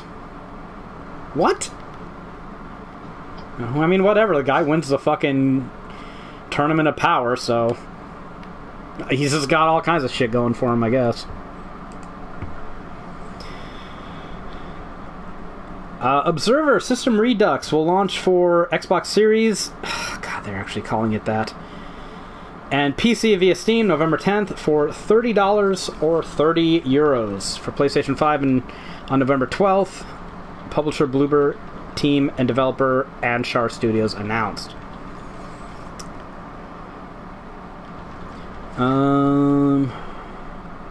What is this game about?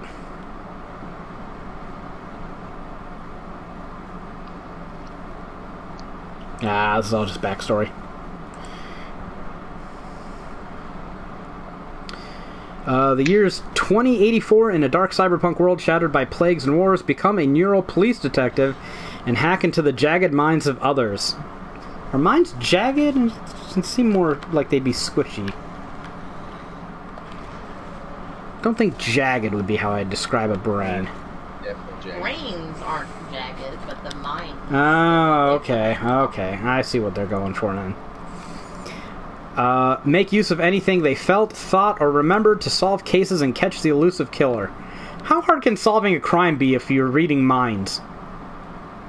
Then again, if it's a cyberpunk world and they're all fucked up on cybernetics and drugs, you might not even want to bother, given what's going on in there. Man, we should put the Shadowrun games on Neo Seeker. That's not happening anymore. Not in the next 6 months, at least.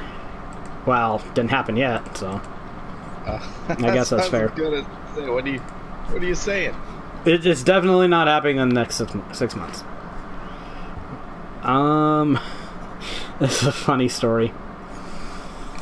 From PC Gamer, the first eBay listing I see when I search RTX 3080 is priced at $1,199. So far, 26 people have clicked buy it now on that card, paying hundreds of dollars more than Nvidia's MSRP for a GPU that won't ship out until early October. The listing has 141 stars.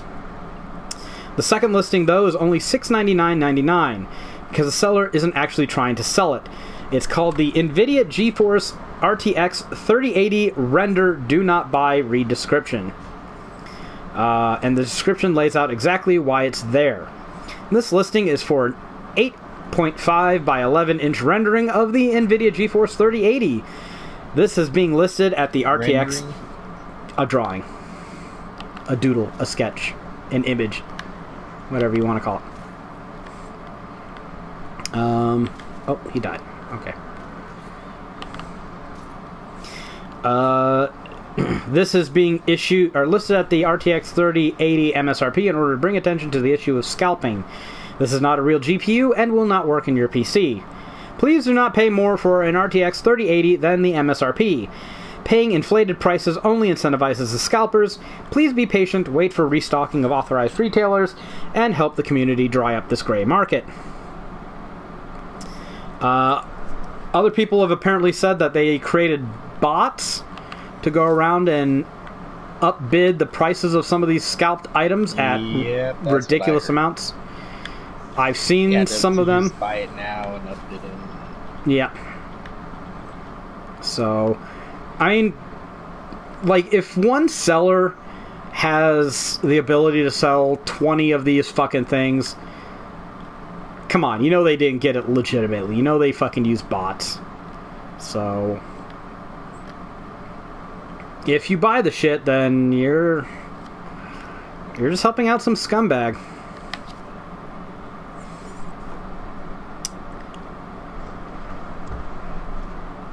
So again, don't buy scalp shit. And that is actually all the news we have. That was actually a pretty svelte podcast, considering what it could have been. Considering all the monumental stories we had to cover. I'm really looking forward to next week. In terms of news, we should get the Xbox launch, or pre-order launch, I should say. We are getting TGS 2020, where my hopes for better things can be dashed. You dashed my dreams quite expertly. Fuck. So we'll probably have a bit to talk about next week too, for what that's worth. I don't know if we'll get around to Risk of Rain 2 by then. I'm getting sick of this, but if there's a lot of news, this game is easier to talk through. Yep. Dibs on the robot turret guy. Can't people play whatever they want? Okay. Oh, well, he doesn't require a lot of attention. Oh, this guy had money from me too. Yeah, the one you didn't want. But does anyone have any final thoughts? Any other stories? Anything they want to just bring up, talk about? Yeah. Saw you what? Yeah. What is really hard? Oh, yeah. That game popped up on the review list. I actually beat the first one. It's not easy.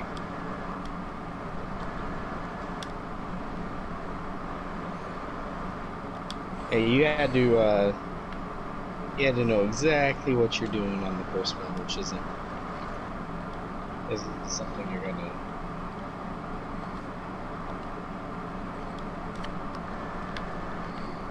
You gotta have a real eye for details. Fuck that. You know, and steal from the shopkeeper.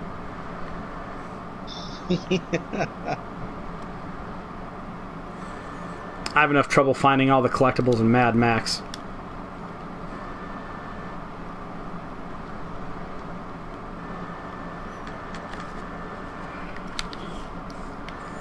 I mean, people have videos of it up all over, so... Yeah.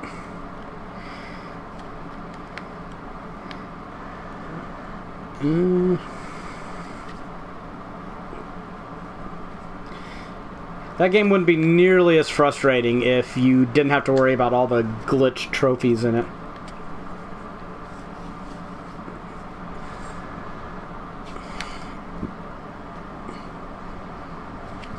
Oh, we're back on the main quest?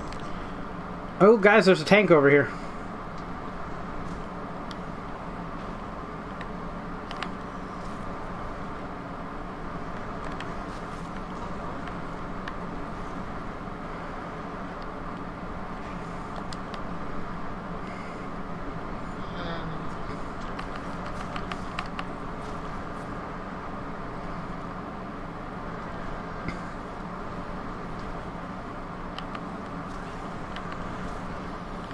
These zombies were not here a second ago.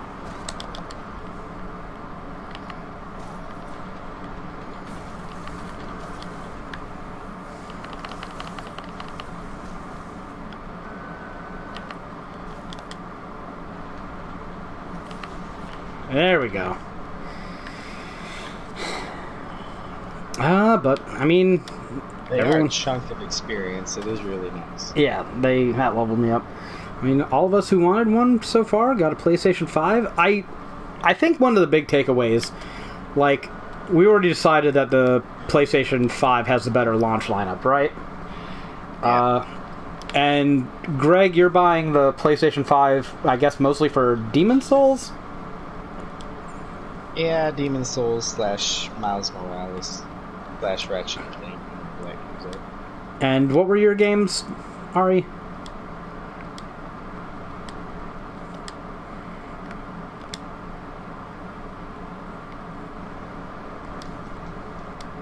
That's not a bad idea, actually.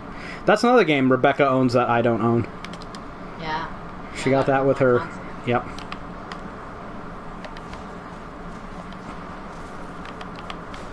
And Bugsnax.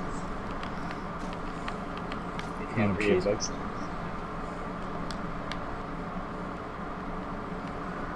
Yeah, I played that.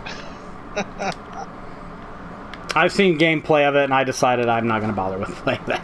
The only...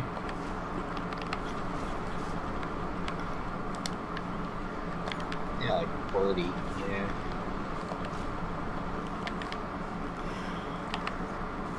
Honestly, if people are thinking about, like...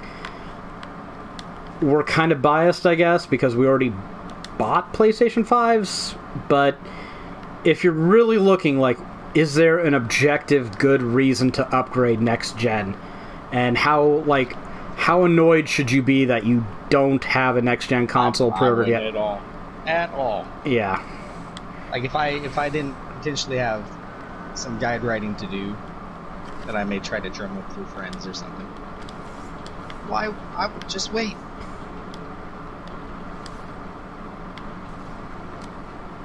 Yeah. Like, yeah, I'll probably try to get Demon's Souls for Christmas, just because, like I said, I'm not going to have time to play it new with Cyberpunk out, but, you know, I want it.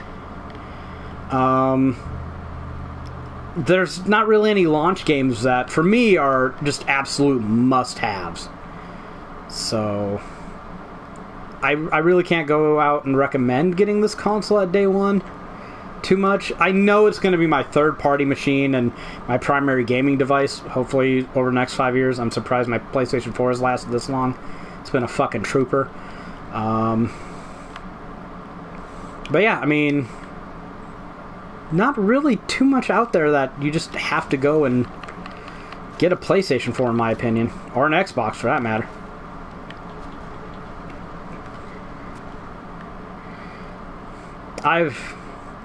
I've never bought a launch console in my life, so this is kind of a bucket list thing.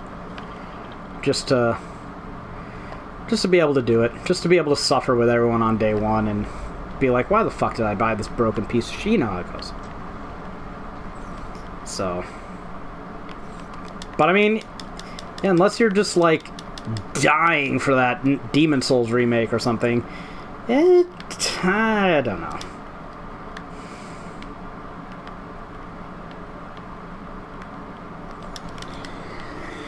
I have actually seen that a lot.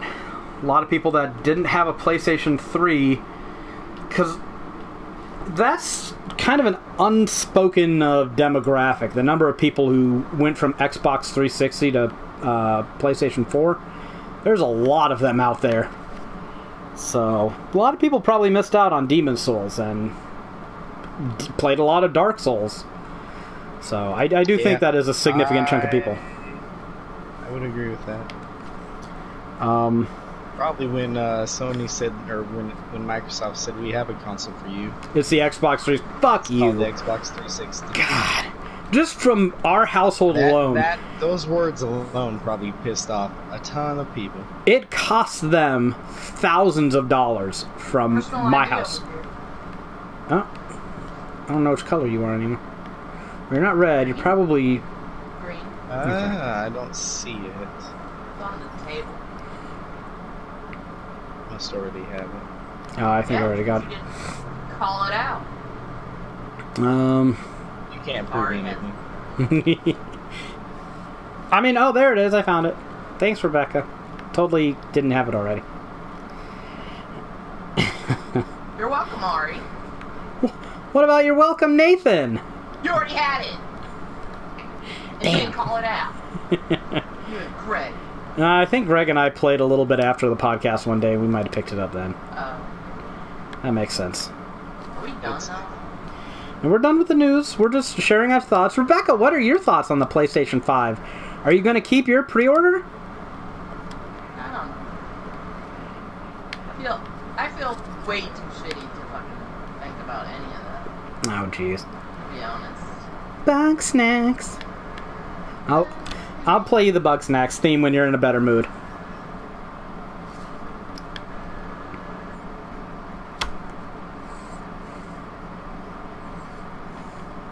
It better be. I will return that fucking game from whoever I bought it from and say, did not have Bug Snacks theme on title screen. That'll be my reason for turning it back. Oh, here's a tank. A tank? What are we playing, Borderlands? You heard me. This truck has a visor that goes down so you can't see where you're going.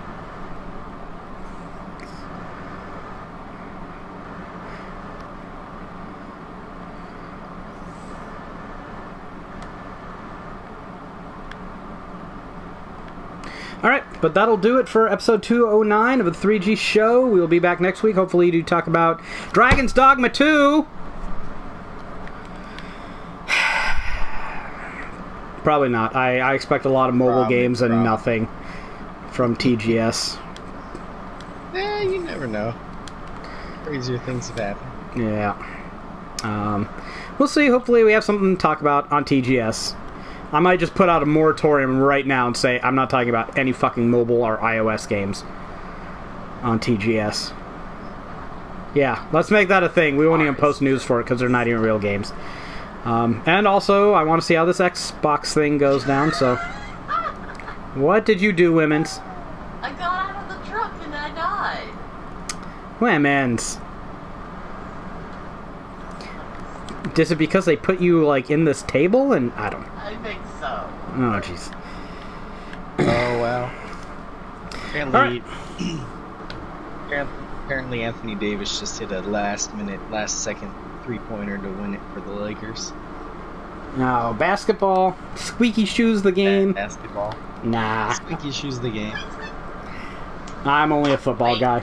Does that mean you didn't win your fantasy then? Oh no, the fantasy basketball got called off because of the virus. Fair enough. All right, till next week. See you guys later. Bye.